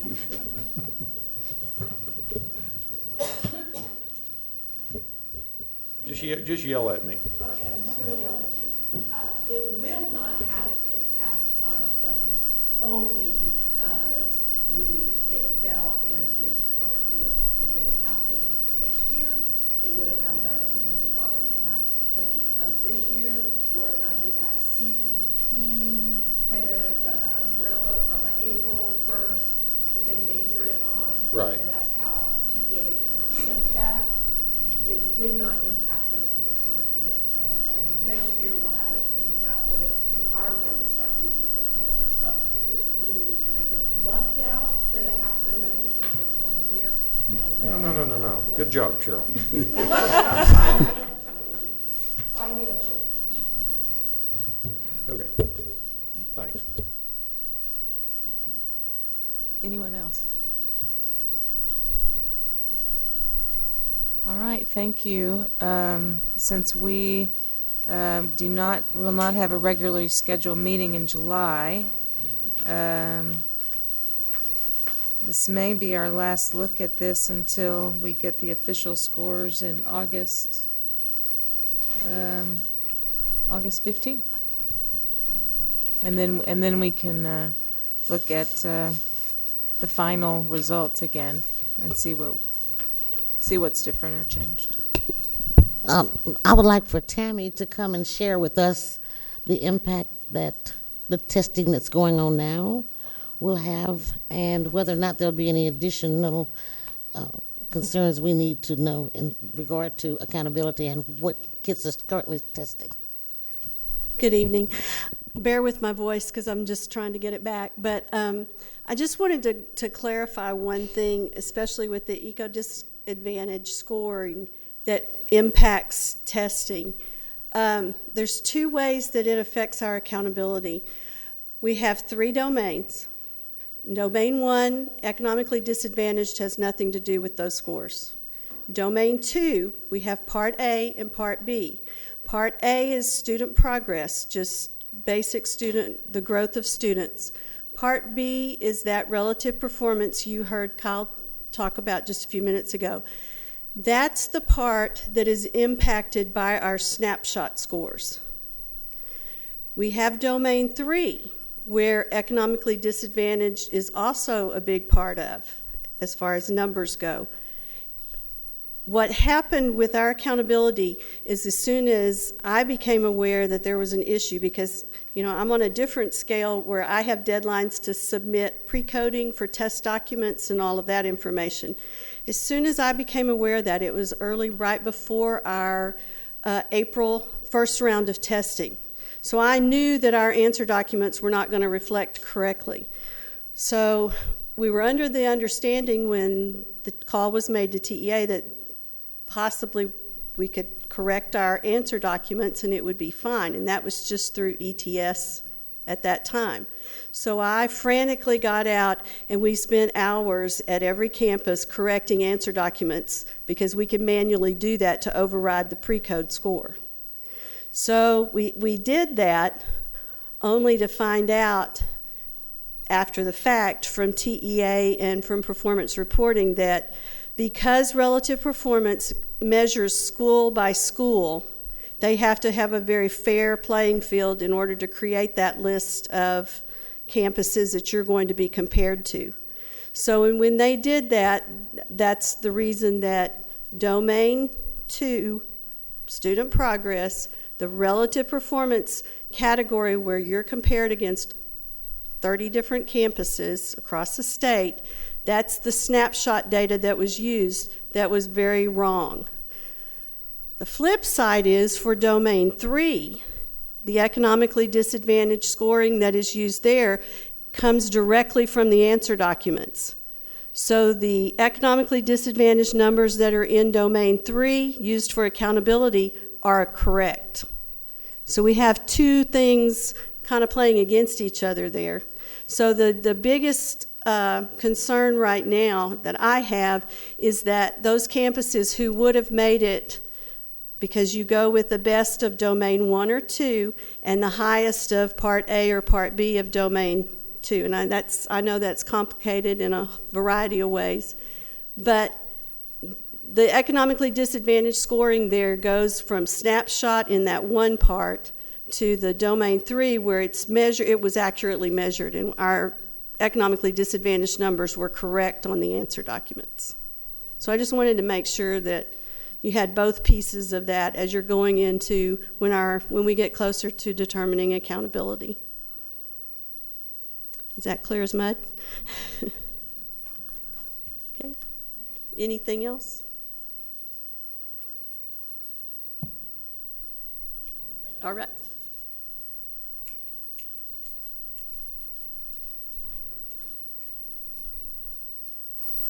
Thank you all for doing your best to explain a complicated system. Let's see. I think we're down to announcements. Thank you, Madam President. I just wanted to highlight a few things that are happening in the next month or so, beginning on July 9th with the Waco ISD Job Fair that's going to be hosted from 4 to 6 p.m. in the cafeteria at University High School. You can pre-register for the job fair, learn more about some of the opportunities that will be available there by visiting wacoisd.org/jobfair. Then later in the month, the board has a different schedule than usual. As you're aware, you'll be conducting interviews the week of July 22nd and July 29th, looking for the district's next superintendent. As a result, we won't be holding the typical schedule of workshops and a full business meeting in July. But we will be back on August 7th, which will be the opportunity to look at those budget and compensation pieces that Ms. Davis talked about in her presentation. And then immediately after that, on August 10th, we have a great annual tradition in Family Fest, where we have families from the university and Waco High feeder patterns gather at those campuses on that Saturday from 9 to 12 to connect with programs in the district and programs in the community, to register for the year ahead, to pick up school supplies. We're really excited about that. We provide bus transportation from neighborhood schools to the high schools, and all of those details about Family Fest are also on our website. You can find those at wacoisd.org/familyfest. Thank you. Anything further? Any more announcements? All right, we are adjourned.